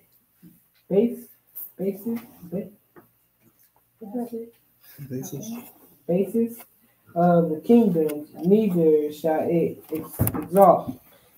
exalt itself any more above the nations, for I will diminish them, that they shall no more rule over the nations, and it shall be no more the confidence of the house of Yasha'Allah, which bringeth their iniquity to remembering, when they shall look after them.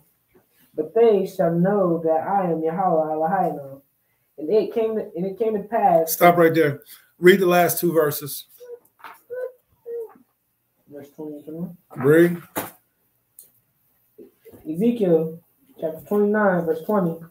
I have given him the land of Mount Zion for his labor, wherewith he served against it, because they wrought for me, saith Yahweh Elohim.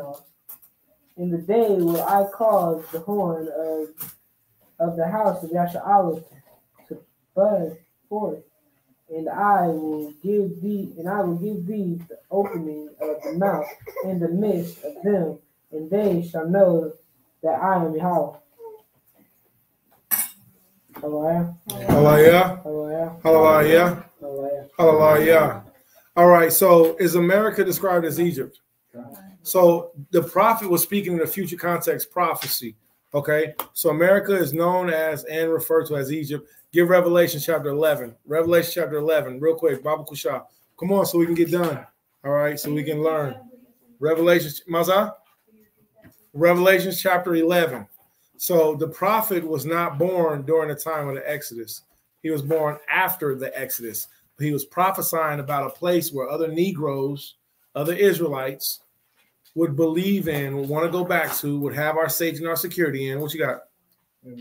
All right. That we would have our safety and our security in, because right now, this is where we get our supplication from. All right. Do you think that did Egypt have a welfare system? They did. Did Egypt have a welfare system? Did Egypt have a welfare system? They didn't? Did Egypt have a welfare system? Explain, why do you think Egypt have a welfare system? Because they had a government. Because they had a government. All right. Okay. What's another answer? Anybody? Did Joseph set up a welfare system? Oh, right. So did Joseph set up a welfare system? What was the welfare system that Joseph set up? With the wheat, and then he had they land, and they about giving them for the wheat, and then for food they're doing trade-offs. So Joseph set up a welfare system that was in Egypt that lasted until the end of Egypt, giving out wheat, grain, corn. Egypt was rich. So there was a certain time frame to where, hey, Shalom Lakam, it's always good to see you, Prince. Torah 20 is definitely in the building. All right, Mina, Shalom. All right, Millie Young, all praise. All right, Saraya, Shalom. All right, all praise the Most High. Okay. So with that being said, so Egypt did have a welfare system. If you're watching on Facebook, switch over to YouTube. All right, you're missing the information. So with that being said, Egypt did have a welfare system, and there were some Israelites who believed in the system that Egypt had, because that's where we got our riches. That's where we got our wealth from. Okay, so we were comfortable with that system. All right. You got a question? Go ahead. No, go ahead. Finish your statement. Go ahead. Be brave. I was going to ask, what do red, blue, and purple make? All praise. Go ahead. Ask your question. What do red, blue, and purple make? Why you ask that? Because red, blue, and purple is a holy colors. So I was thinking what it would make. That's a great question. It's the color of the sky in the morning. It's the color of the sky at nighttime. It's the color of the sky. It's the color of the celestials. It's the color of the solar system. So the tabernacle of Yahweh, when we were in the wilderness, our tabernacle had these 3 colors on it, but they looked way, way, way, way, way more beautiful than just this. Even though this is beautiful, Josephus tells us when people was far away, they would see the temple that Moses made, and it matched the same color as the sky. So it like blended in with the stars. Say again? Solar system. Yeah. Yeah, that's a good question. All right, so let's get back to this real quick. Somebody get Revelations 8 and start at verse 1. I apologize. Chapter 11, start at verse 8. I'll be saying numbers backwards in my head. I apologize. All right, so let Zaire read it. He got it. Read it loud, Zaire. And the voice which I heard from heaven spoke unto me again and said, Go and take the little book which is open. Hold on. No, you're right. Revelation chapter 8. All right. 11. Go ahead. Revelation chapter 11. 11. Yeah, you're right. Revelation chapter 11. No, go down to chapter 11. Turn the page. Yeah, just one page, and then find 8.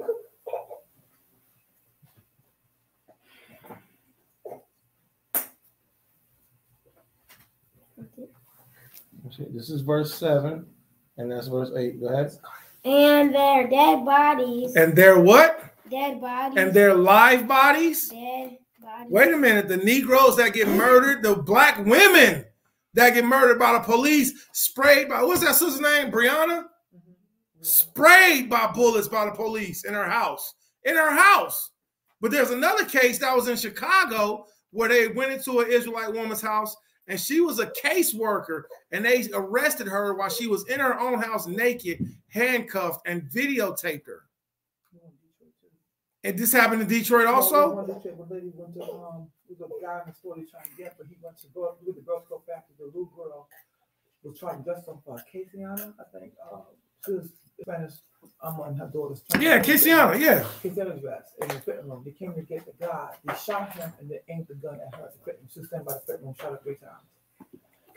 I guess because they said they both supposed to be empty, supposed to be only the guy that's coming after, but the little girl was still in the store trying to undress at the scene. When he turned the gun towards her on the body cam, it literally shot the little girl. He shot the little girl 3 times. He looked directly in her face and shot her down.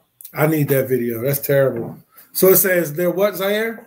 Dead bodies. Their dead bodies, what?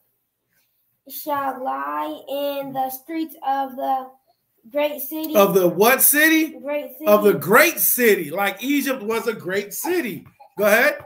Which spiritually is called Sodom. Sodom is where the Bati boys, where the nasty man lived. It's called Sodom. Bati man. Mosai said, burn down Sodom. Remember Sodom and never be a Bati boy. Con? Right? And Egypt was. Wait. Spiritually called Sodom. And that's what's so important. America is spiritually called Sodom and Egypt. Now, why is America spiritually called Egypt? Anybody? Good job. Because it's evil, because it's practices. In Egypt, you can worship a bunch of different false gods too. America is like, yeah, anything. You can. I don't care. You can. What's a ridiculous false god? Pastafarianism. What'd you say? A chair. A chair. What's another one? I said, what's Pastafarianism? Go ahead, Sky. I got you. Go ahead, Sky. The floor. The who? The floor. That's a great answer. The floor. Floor-arianism. Floor-arianism. They lay down on the floor and worship the floor and go to sleep. Floor-arianism. You're a floor-ariist. What's Pastafarianism? Everybody Google Pastafari. Not Rastafari. Look up Pastafari. Pastafarianism. I'm going to let Lamadia explain. What's Pastafarianism?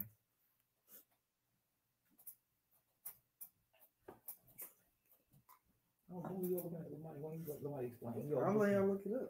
I just said that. I just said that. No, pastafari. Yeah, pastafari. Look up the flying spaghetti monster. Oh, yeah, that's the actual thing. You got Negroes teaching we supposed to be breatharians.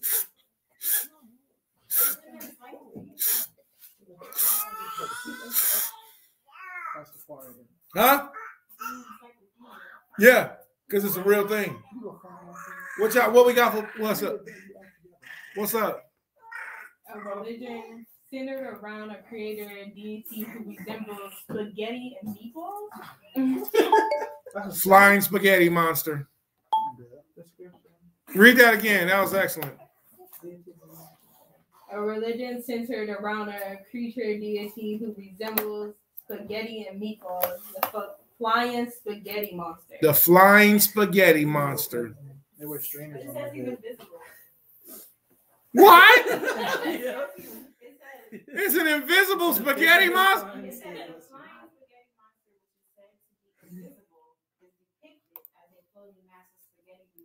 Yeah. Large meatball on either side of his body and two centrally located eye stalks. Oh, it's a church.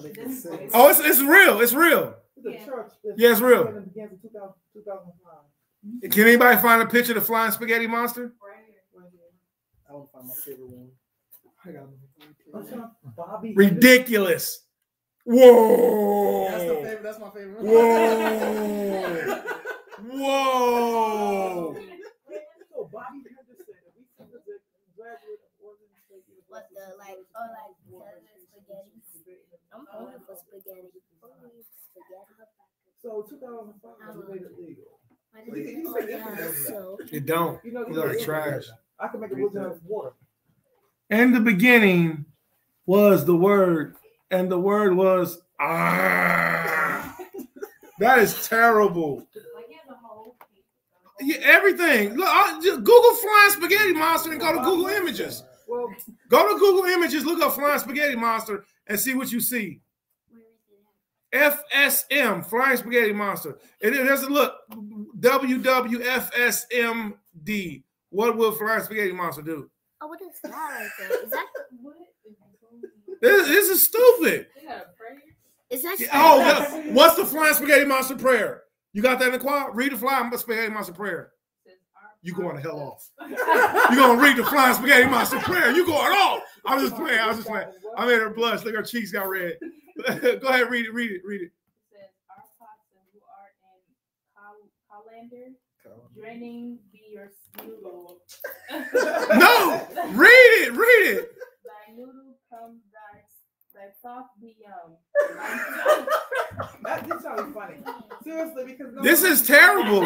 No. I want to hear it. Finish reading it, please. Baba Kushar. On top, some grated Parmesan.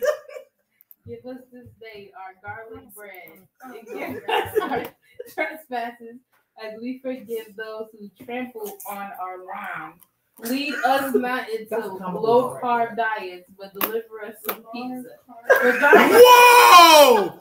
Deliver us not to low-carb diet, but deliver us from pizza. That is dummy funny. Deliver us not to a low-carb diet, but deliver us from pizza. What?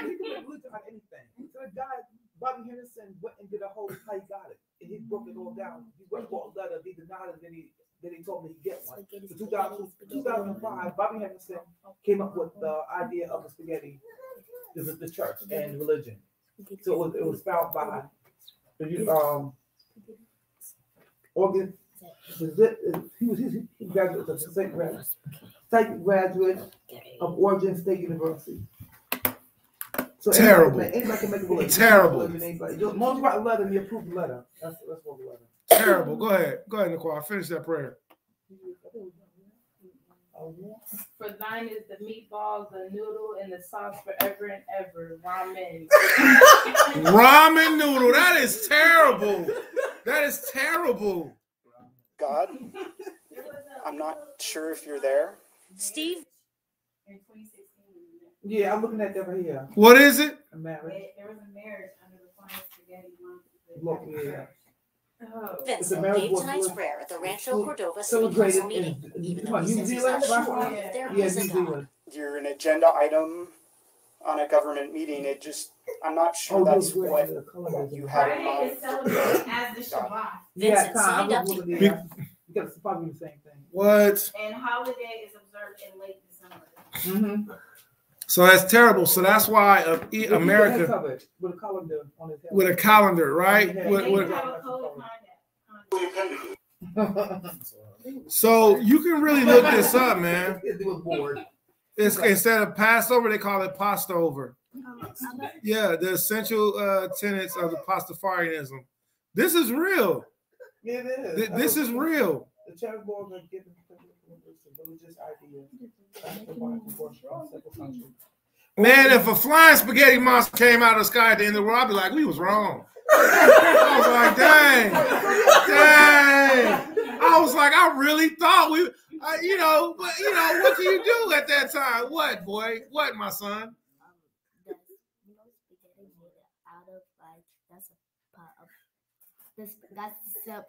That's the spaghetti bowl. It is. You're right. The strainer. All right. So that's why America is considered to be Sodom and Gomorrah because in Egypt you can worship any god you want to. They don't care if you worship whatever. And that was another thing to bring out. Yahweh disrespected the Egyptians by bringing the plagues, and the plagues they brought was each false god. Each false god had one of those symbols. All right. So is that it for the prophet portion? That was it? Okay, let's go ahead and go to the gospel portion. All right. And then if we have any call, if we have any food, we can start to bring it forward because I ain't gonna stunt, man. All that spaghetti monster talk, man. I just said that. I was hungry for spaghetti too. You did. I don't eat spaghetti. I've never been a spaghetti eater. All right. So what's? I don't like spaghetti. I like noodles, but I don't like pasta. Okay. All right. So let's stick to the Torah portion reading. Let's go ahead and go to the gospel. All right. Let's go to the next part. All right, who's going to read the gospel? Lamadia is going to read the gospel, okay? I'll read it. All right. Luke chapter 11, verse 14. All right, Luke chapter 11 and verse 14, okay? Luke chapter 11 and verse 14. We're going to read Luke chapter 11. We're going to read verse 14 through verse 22. Very short. Go ahead. Okay, it's a back and forth. All right. Y'all ready? All right. Hold on, Shaquat. Go ahead. Luke chapter 11, verse 14. And he was casting out a devil, and it was dumb. And it came to pass, when the devil was gone out, the dumb spake, and the people wondered. But some of them said, He casteth out devils through Beelzebub, the chief of devils. And others, tempting him, sought of him a sign from heaven. But he, knowing their thoughts, said unto them, Every kingdom divided against itself is brought to desolation, and the house divided against the house fallen. A house divided against a house falleth. If Satan also be divided against himself, how shall his kingdom stand? Because ye say that I cast out devils through Beelzebub, and if I be Beelzebub, if I by Beelzebub cast out devils, by whom do your sons cast them out? Therefore shall they be your judges. But if I, with the finger of Yahweh, cast out devils, no doubt the kingdom of Yahweh is come upon you. When a strong man armed keepeth his place, his goods are in peace. But when a stronger than he shall come upon him and overcome him, he taketh from him all his armor wherein he thrusted, and divided his spoils. Hallelujah. Hallelujah. Hallelujah. Hallelujah. All praise Yahweh by Shema Shagao Shah. This is the completion of this week's Torah portion. Hallelujah. As a month pecan, we started out from, I think I started at like 5 a.m. All right. I think I started reading at 10 a.m. All right, around 10 a.m. Read through the Torah portion law, read through the curses of the plagues. all right, showed beautiful, beautiful imagery through Google Maps, okay? And we finished it off with understanding the Messiah's return, or hearing the Messiah's return, all right? So that's it for us, man. That's it, man. The water for everybody keeping the Torah portion reading time frame with us, all right? Yeah, man, that's right. All praise, all praise, all praise. Yeah, right. They do wonderful. Yeah, Maria and the choir do wonderful when they act it out, when they read together. Yeah, they do wonderful, right? Yeah, right. Love the animation. Yeah, absolutely, man. It really helps to bring life to the scriptures. All right. Really helps to bring life to the scriptures. All right. Barro, Tuala for last, man. All right, we're gonna go ahead and finish off this Torah portion time frame with some Nagayana. I'm gonna leave the camera up and running, so it's gonna be a natural environment, and we're gonna eat. We're gonna enjoy ourselves, man. Khan. All praise, all praise. All right. Wait, when did the spaghetti monster been made? Man, when did the spaghetti monster been made? Jerusalem, Jerusalem, Jerusalem. We wanna go back home, go back where we belong. Forgive us for our wrongs. I pray this reach the throne. Jerusalem, Jerusalem, yeah, Jerusalem, Jerusalem, yeah. We wanna go back home, go back where we belong. Forgive us for our wrongs. I pray this reach the throne. Jerusalem, city of David, Mount Zion. That's the place that the Father put his name on. They're the people that these nations got their aim on. We found out where we from, that was game on. Jerusalem, we did you so wrong. We broke the laws, he left us alone. We waking up, we wanna come home. Follow Christ, ain't casting no stone. Jerusalem, yeah, Jerusalem, Jerusalem, yeah. We wanna go back home, go back where we belong. Forgive us for our wrongs.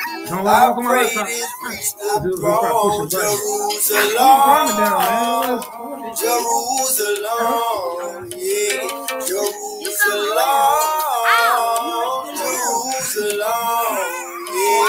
Hey man, come on. We wanna go back home, go back where we belong.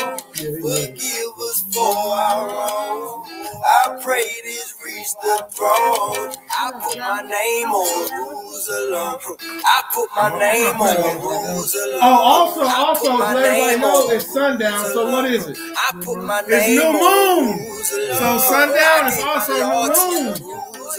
I gave my Lord to Jerusalem. I gave my Lord to Jerusalem. I gave my Lord to Jerusalem. I won't forsake you, Jerusalem. I won't forsake you, Jerusalem. I won't forsake you, Jerusalem. I won't forsake you, Jerusalem. Jerusalem, yeah, Jerusalem. Jerusalem, yeah. We wanna go back home, go back where we belong. Forgive us for our wrongs. I pray this reach the throne. Jerusalem, Jerusalem, yeah. Jerusalem, Jerusalem, yeah. We wanna go back home, go back where we belong. Forgive us for our wrongs. I pray this reach the throne. Jerusalem, they can do that wall, we going back home. No vaccine, we going back home. Ain't taking my gun to peace, we going back home. They gon' find out the Father ain't strong. Zion, Zion, come on. Zion, Zion, come on. Zion, Zion, come on. Zion, Zion, Jerusalem, Jerusalem, yeah. Jerusalem, Jerusalem, yeah. We wanna go back where we belong. Forgive us for our wrong. I pray this reach the throne. Jerusalem, Jerusalem, yeah. Jerusalem, Jerusalem, yeah. We wanna go back home, go back where we belong. Forgive us for our wrong. I pray this reach the throne. I put my name on Jerusalem. I put my name on Jerusalem. I put my name on Jerusalem. I put my name on Jerusalem. I gave my Lord to Jerusalem. I gave my Lord to Jerusalem. I gave my Lord to Jerusalem. I gave my Lord to Jerusalem. I won't forsake you, Jerusalem. I won't forsake you, Jerusalem. I won't forsake you, Jerusalem. I won't forsake you, Jerusalem. Yeah, Jerusalem, yeah. We wanna go back home, go back where we belong. Forgive us for our wrong. I pray this reach the throne. Jerusalem, Jerusalem, yeah. Jerusalem, Jerusalem, yeah. We wanna go back home, go back where we belong. Forgive us for our wrong. I pray this reach the throne. Jerusalem, Jerusalem, yeah. Jerusalem, Jerusalem, yeah. We wanna go back home, go back where we belong. Forgive us for our wrong. I pray this reach the throne. Jerusalem. All right. All right. Now was the end of the Jerusalem song. Salute to the brother Hezekiah, man. Brother did an astonishing job on that project. All right. We're gonna leave the door open. All right, we're gonna leave the floor and the door open for communication, seeing as how we are currently in Kadash. We are currently in New Moon. Okay.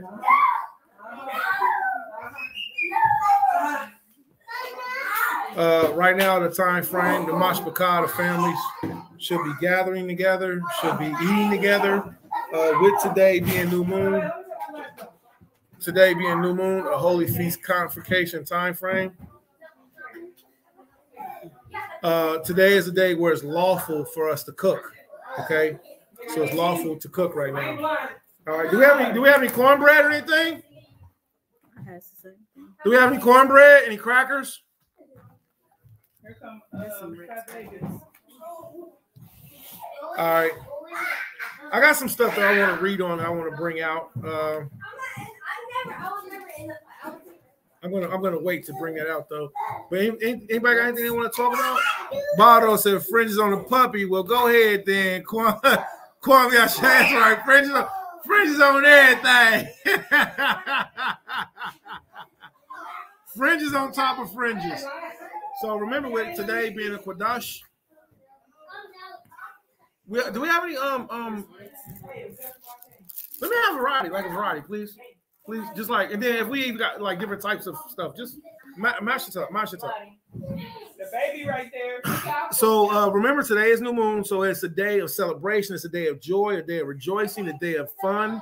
The children should be having fun. They should all be playing together. All right. I need to say, hey, Botto, man, you got any music that's from you that I can play today? You have any your music that I can personally play?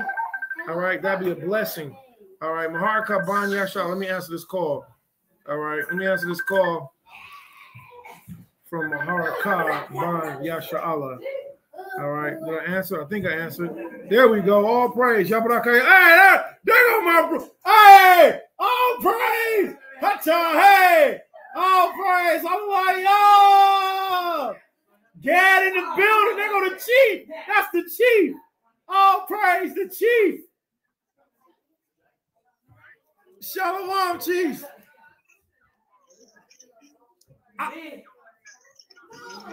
The brother's phone is messed up. I can't hear you.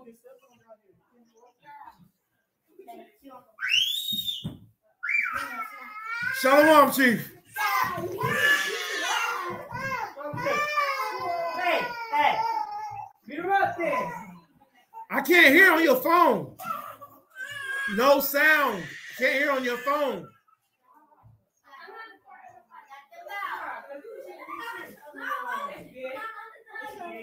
All right, so again, today should be a day of praying. Today is new moon. All right, today is a day of festivities, gathering together. Our community, we do not teach that new moon is during a time frame of that it is waxing crescent. Even though new moon does have a waxing crescent time frame, new moon is not when waxing crescent starts. So new moon goes from when the moon cannot be seen to the ending time frame of to where the moon can't be seen to the beginning time frame of waxing crescent. All right. So new moon is a sequence. It's a time frame from one time to another. Hey, if anybody yelling, then they get la. So with that being said, I love being in an Israelite community.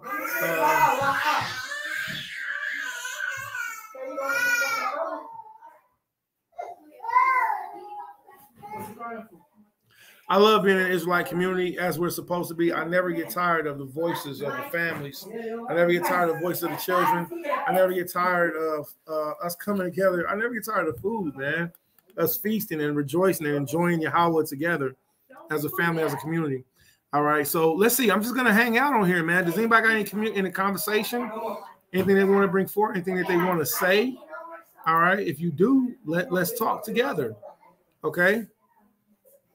Let's speak together, okay? All right. I'm going to pull up a few videos, okay? All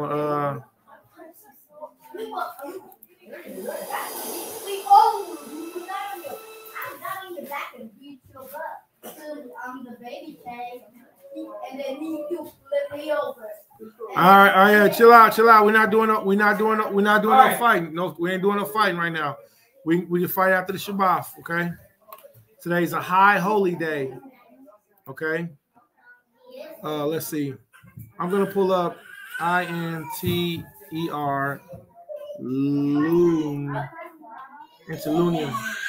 I'm gonna pull up Interlunium, see what we get. All right. That's perfect. Wow.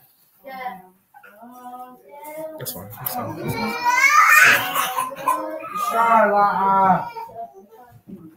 All right, let's see what we can get. All right. Interlunium cuts. I'm gonna close this video down. Open up a new window. Let's look at this Pastafarianism video. All right. Let me push pause. All right, y'all tell me what y'all think about this. Now remember, today is new moon.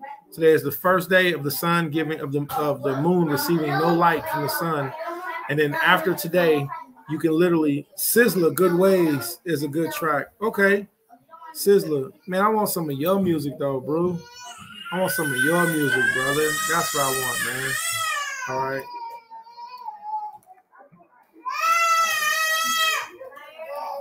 All right, Sizzler Good Ways. All right. I'm gonna remember that one. I just pulled it up. Now I'm hip to Sizzler. I'm not hip to Good Ways though. So this will be a blessing. Sizzler do go hard. All right. Sizzler do go hard. So I got that Sizzler track loaded. All right. Got it on pause.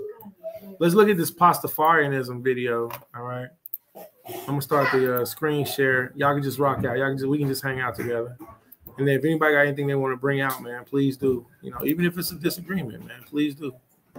All right, so let's go to this real quick.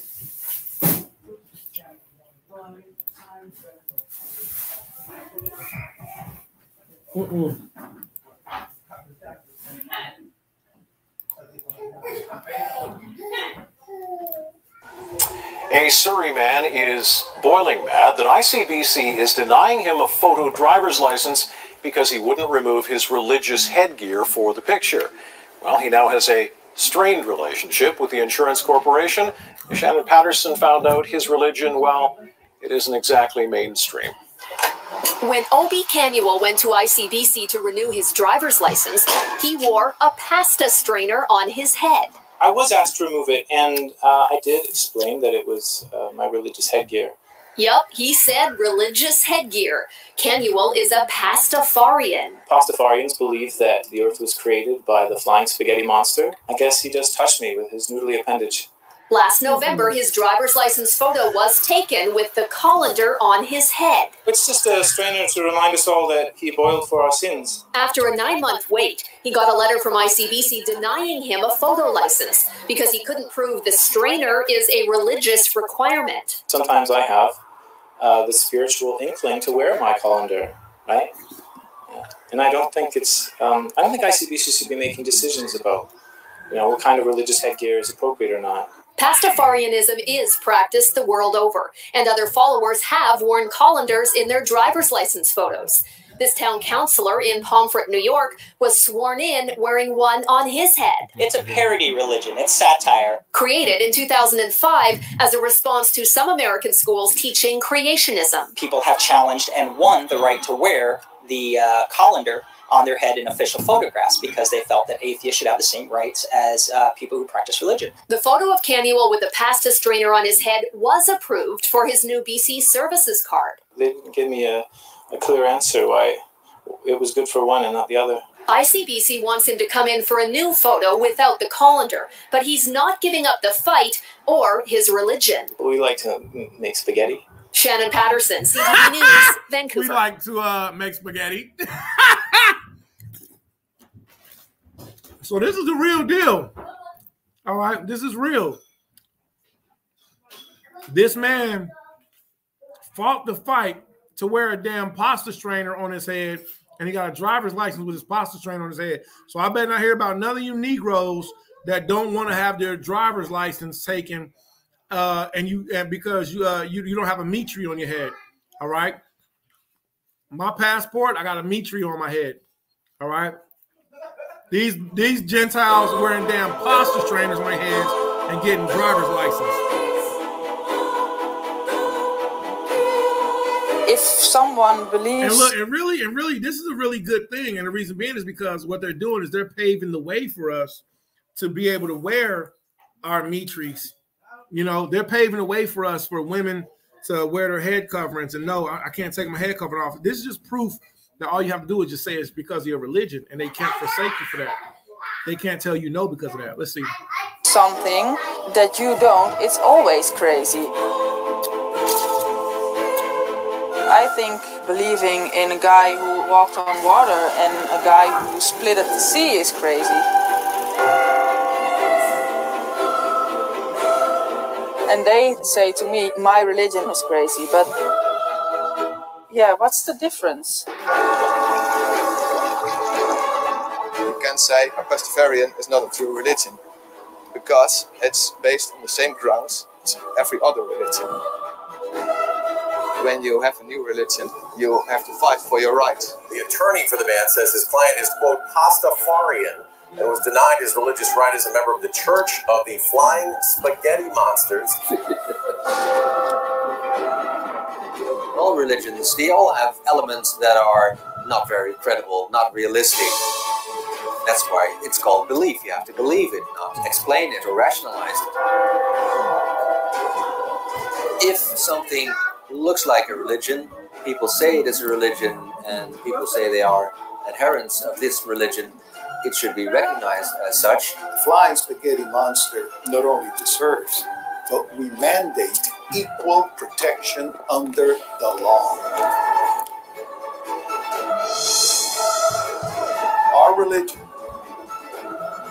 must be protected.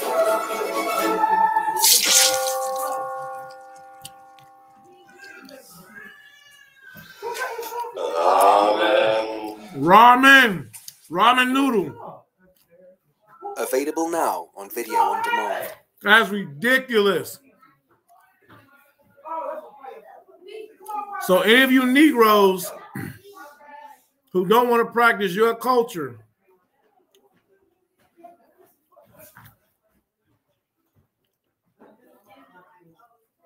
y'all don't want to practice y'all culture, but you see these daggone Pastafarianisms, Pastafari, and they getting rights. That don't make no sense.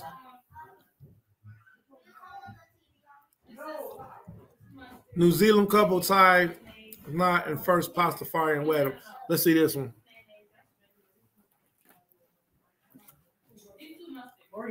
You can't make this stuff up.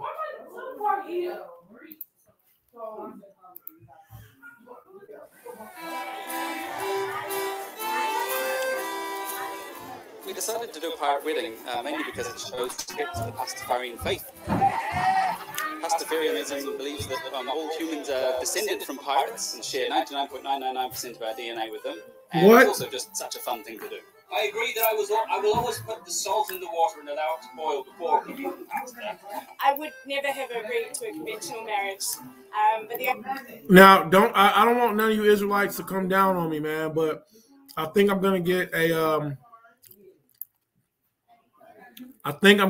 a driver's license with a damn straining cap on my head, and I'm gonna say it's because of my religion, Pastafarianism.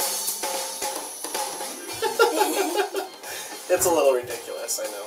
But this Arizona man is trying to make a statement, and he's doing it with his driver's license. Sean Corbett is a Pastafarian, which is a member of the Church of the Flying Spaghetti Monster, a religion that has its own set of rituals and beliefs. Of course, enjoy pasta. We celebrate by eating anything with noodles in it. It was created in 2005 to fight against public schools teaching creationism. So basically, the religion is a parody of intelligent design. He's also been fighting for the state to recognize his right to wear a colander on his head in his driver's license photo. Any religion, is allowed. All religion should be allowed. After being denied several times, Corbett finally got his wish. The Arizona Department of Transportation said it allows for religious expressions and medical needs, but photos should reflect a person's daily appearance. But it seems Corbett's fight isn't over. The state reportedly wants to void his ID because it says facial recognition software failed to weed out the photo. Corbett says he's now planning. That's something special to keep in mind. Facial recognition photos have trouble recognizing a person if you have a colander on your head, all right? So that's something important to keep in mind. Facial recognition videos have trouble recognizing you if you have a colander on your head. That's interesting. That's interesting information. And so some of you Negroes don't even want to wear mitris. You go to you get your driver's license. Your driver's license, you look like a damn heathen, all right? But you got these Gentiles wearing pasta strainers on their heads and getting away with it and getting driver's license. That just shows you, man. That just shows you that they're stronger in their faith, man, than the children of Israel, man. This is ridiculous, man. People.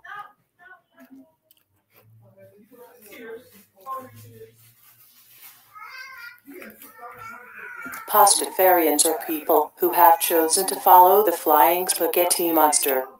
If you become part of the Church of the Flying Spaghetti Monster, you are a Pastafarian.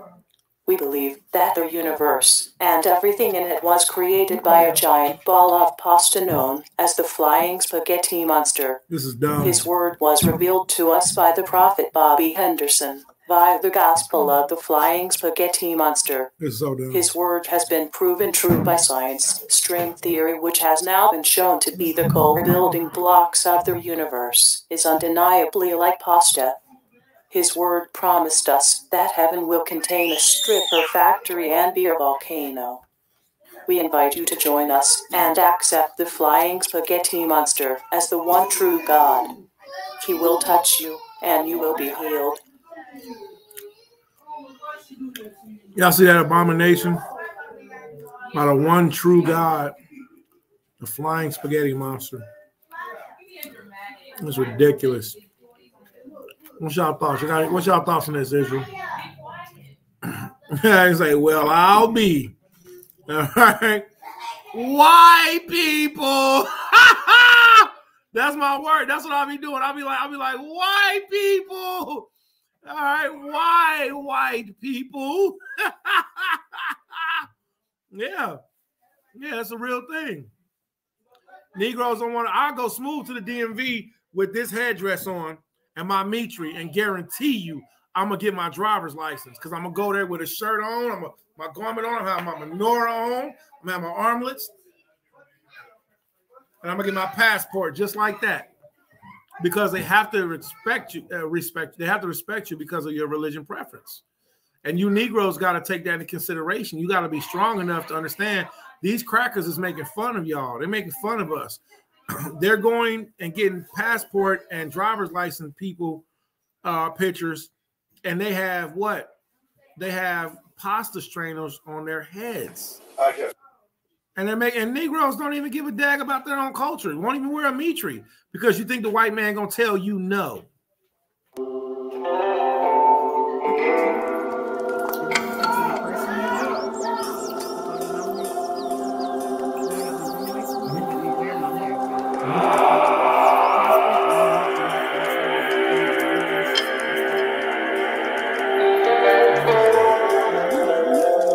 El pastafarismo es una religión que empezó hace 5.600 años, pero llegó a nuestras manos por parte de Bobby Henderson en 2005-2006.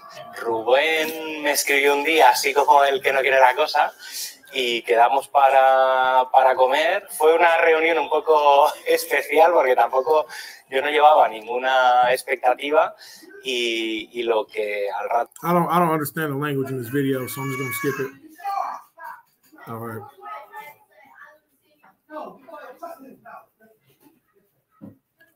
All right.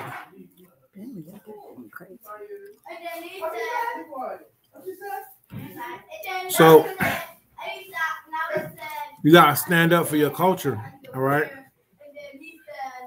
You guys, wait a minute. Is this a Catholic priest talking about the flying spaghetti monster? It's like it's true. Yeah, and we know that God. This is ridiculous, man.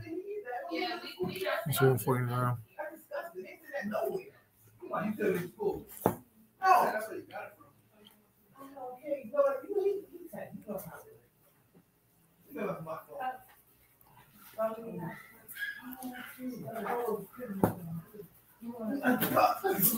And Gentiles is dead serious too.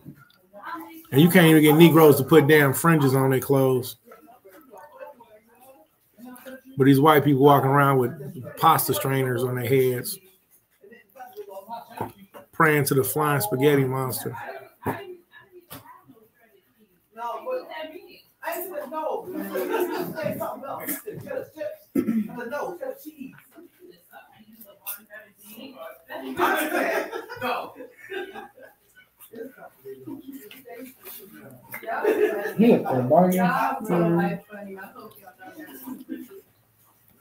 Where you locked up at? Body's room, I guess.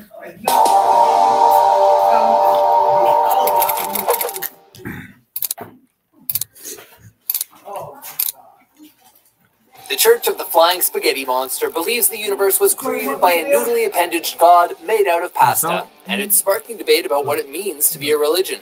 Well, what if I told you there was a flying spaghetti monster? Would you believe it simply because it can't be disproven? Welcome to Watch Mojo's Top 5 Facts. In today's installment, we're looking at the Church of the Flying Spaghetti Monster, also known as Pastafarianism. Do you believe in a flying spaghetti monster too, Bubblehead? Number 5. The church started out as a parody of intelligent design. The world is 4,000 years old and can only be a product of intelligent design. In 2005, Bobby Henderson, a 24-year-old Oregon State University graduate with a degree in physics, founded the FSM Church for the noblest of reasons, to prove a point. So they admitted that he founded this church just to prove a point, and there's still people following it, man. That makes no sense.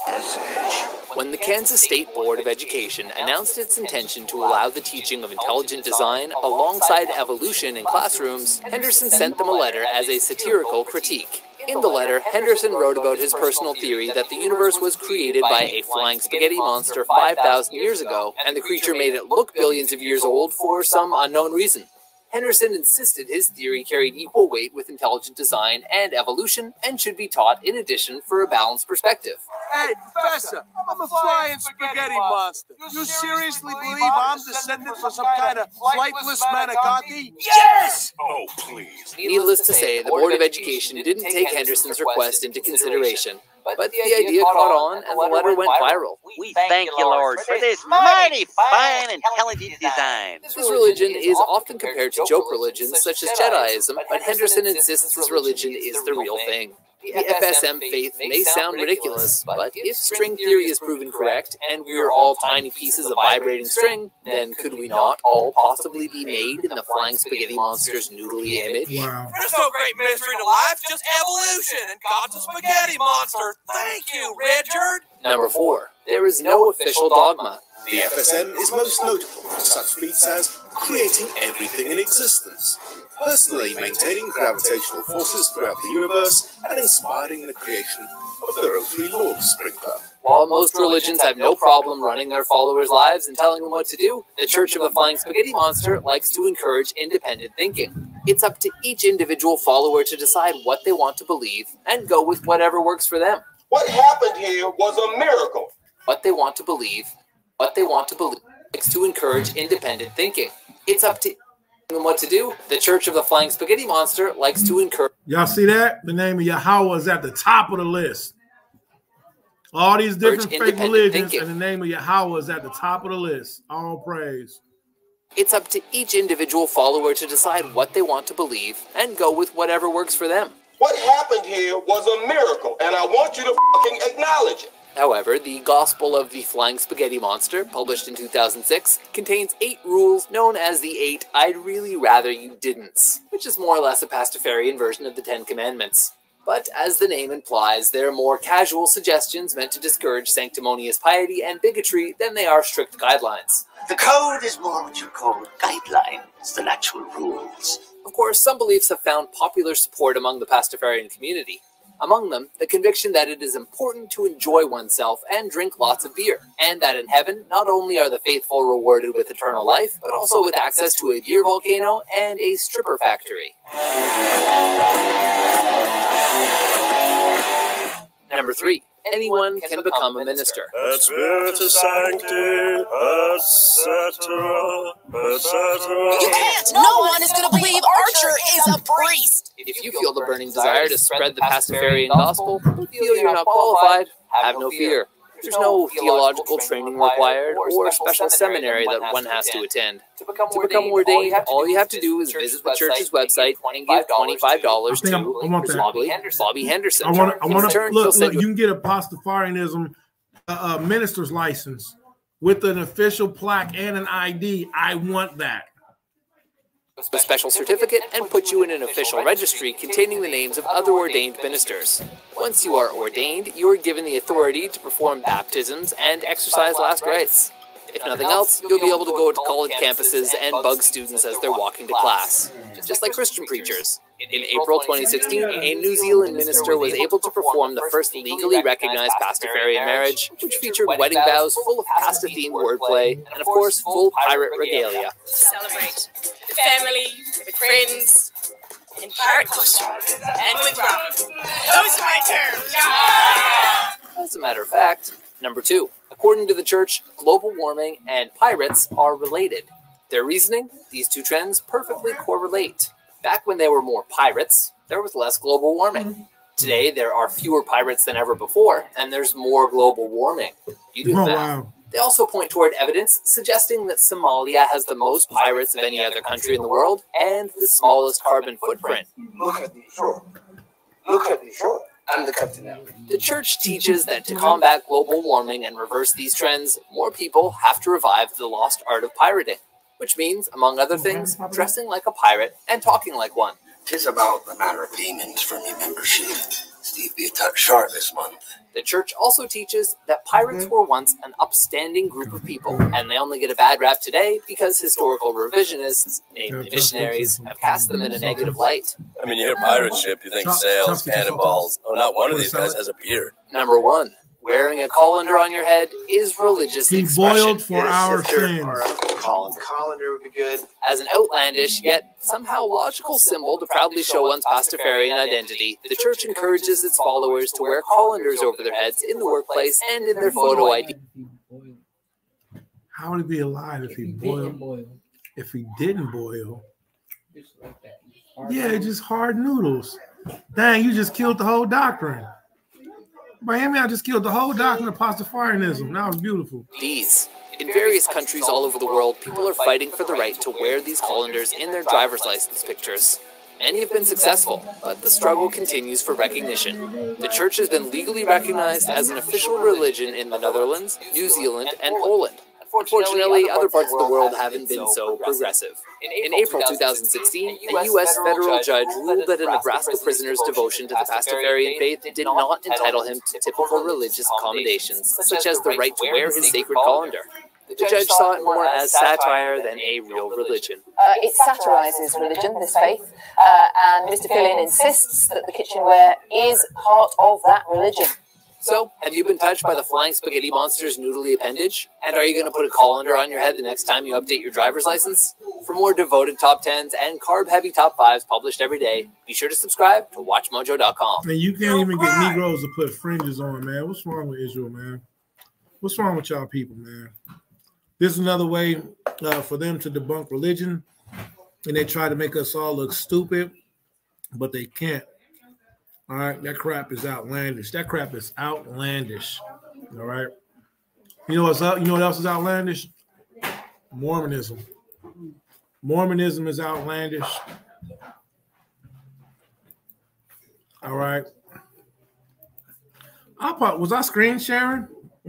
I don't think I was screen sharing, was I, y'all? You know what else is outlandish? Is again, Mormonism. All right.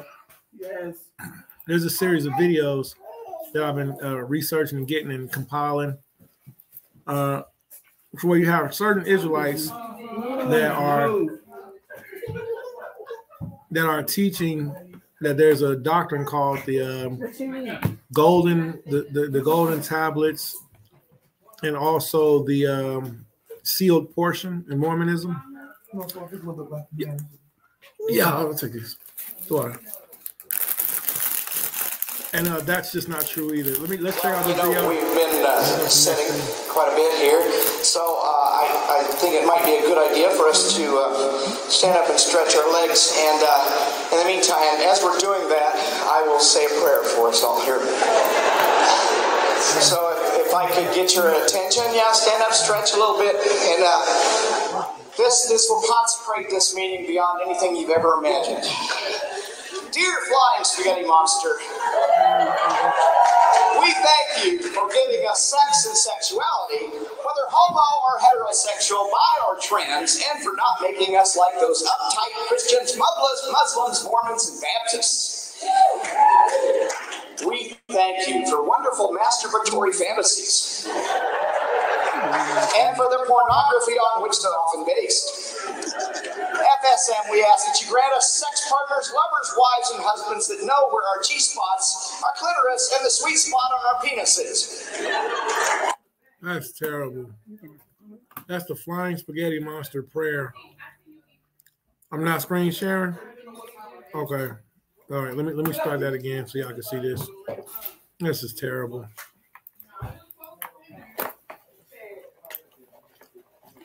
And these Gentiles taking this very serious. And they're having fun with it. They have no fear of the Most High.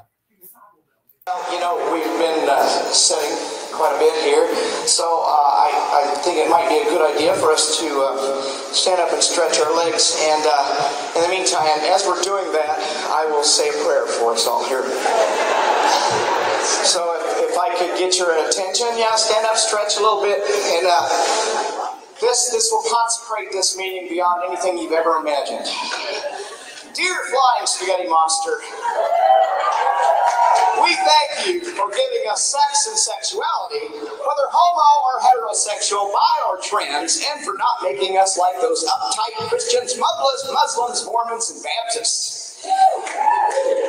We thank you for wonderful masturbatory fantasies and for the pornography on which they're often based.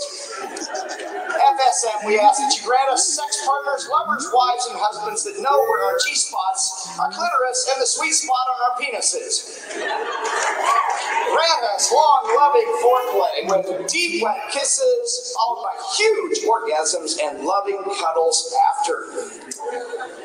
Grant us the courage and wisdom to communicate openly and honestly with our partners and give them more pleasure than we receive, for we know it is far better to give than to receive.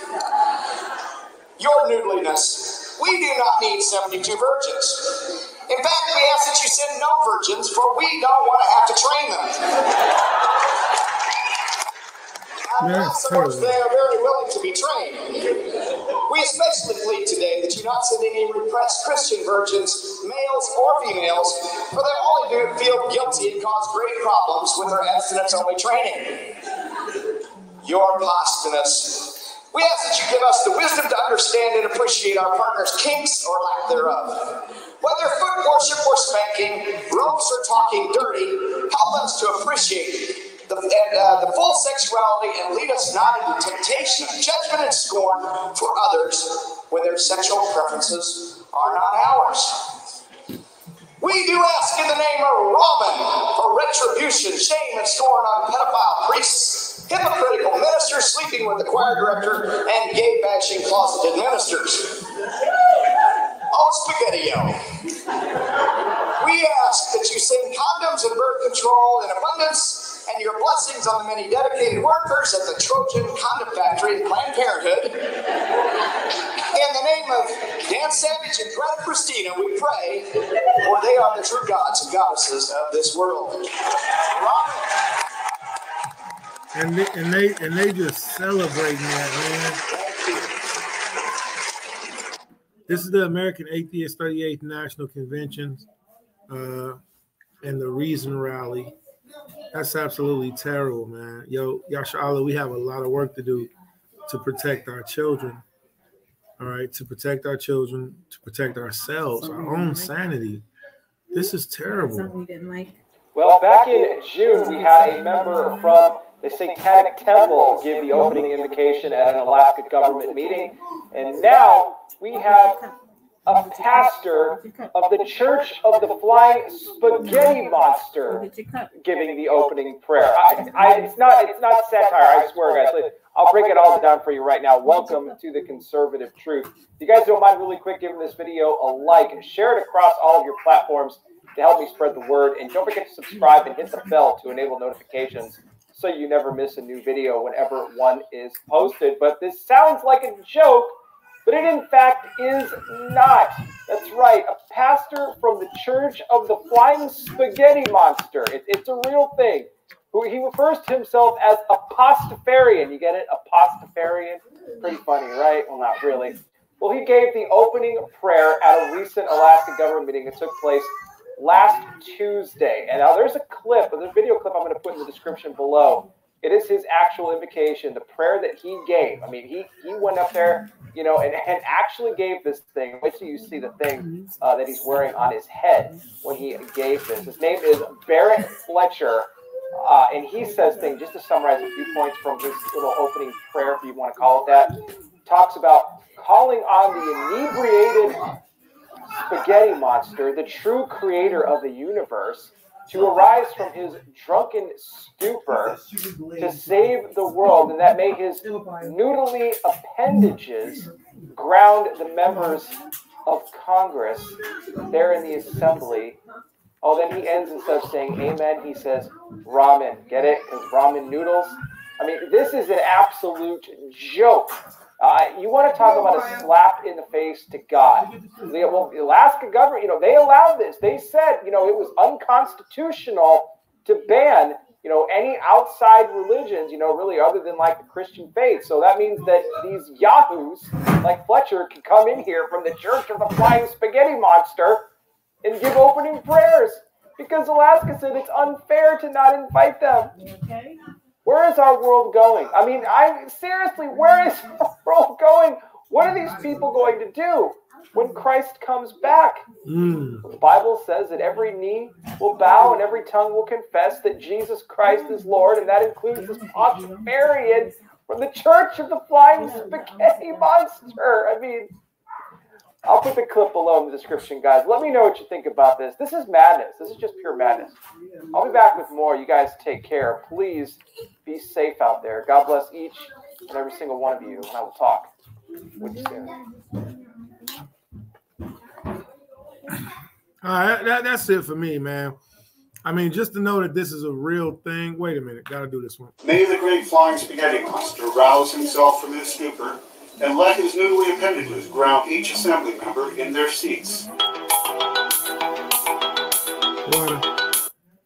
May the great flying spaghetti monster rouse himself from his stupor and let his noodly appendages ground each assembly member in their seats.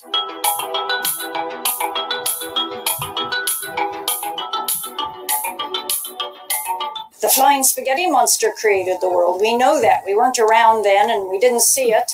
But no other religion was around to see it either, and our deity is as plausible as any other. Wow.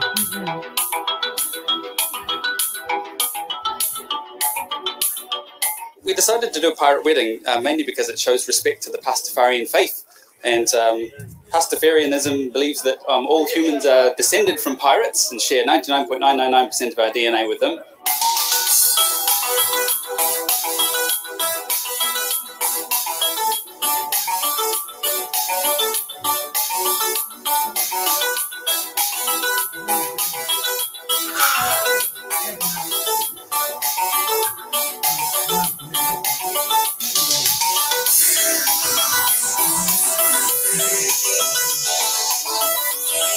In a letter to the Kansas School Board, he insisted that if intelligent design was to be made a part of the curriculum, then the Church of the Flying Spaghetti Monster had to be there too.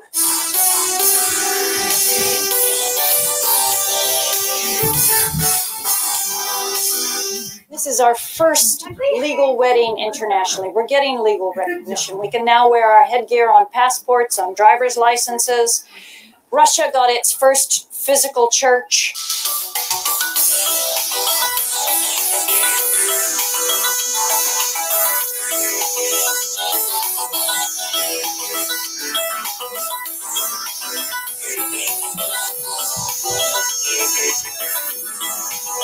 Do you believe in a flying spaghetti monster too, Bubblehead?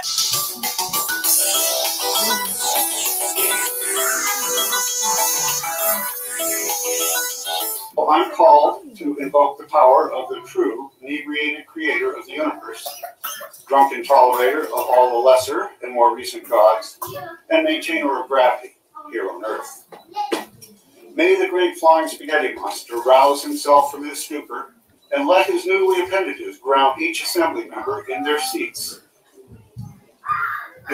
reminding them of the purpose of their election to this body and helping them to stay focused on the tasks at hand. Man, that's ridiculous, man. This is so blasphemous. Like, it's so blasphemous. It started out funny, and now it's just not funny, man. So, the information is there. If anybody would like to check it out, wickedness. Glad you didn't on that one. Right, horrible. Yeah. You said, glad, yeah, horrible, right? Ugh. Yeah, just wickedness. You're right. It's wickedness. All right. Well, again, we are in the new moon time frame. So Mashpaka, family, friends are all supposed to be. What you want them to do? Yeah, what you want them to do? Huh? So we should be having fun. We should be having playing. All right. Yashar! Kwam Lava! We should be operating as a Mashpaka, as a family, as a community.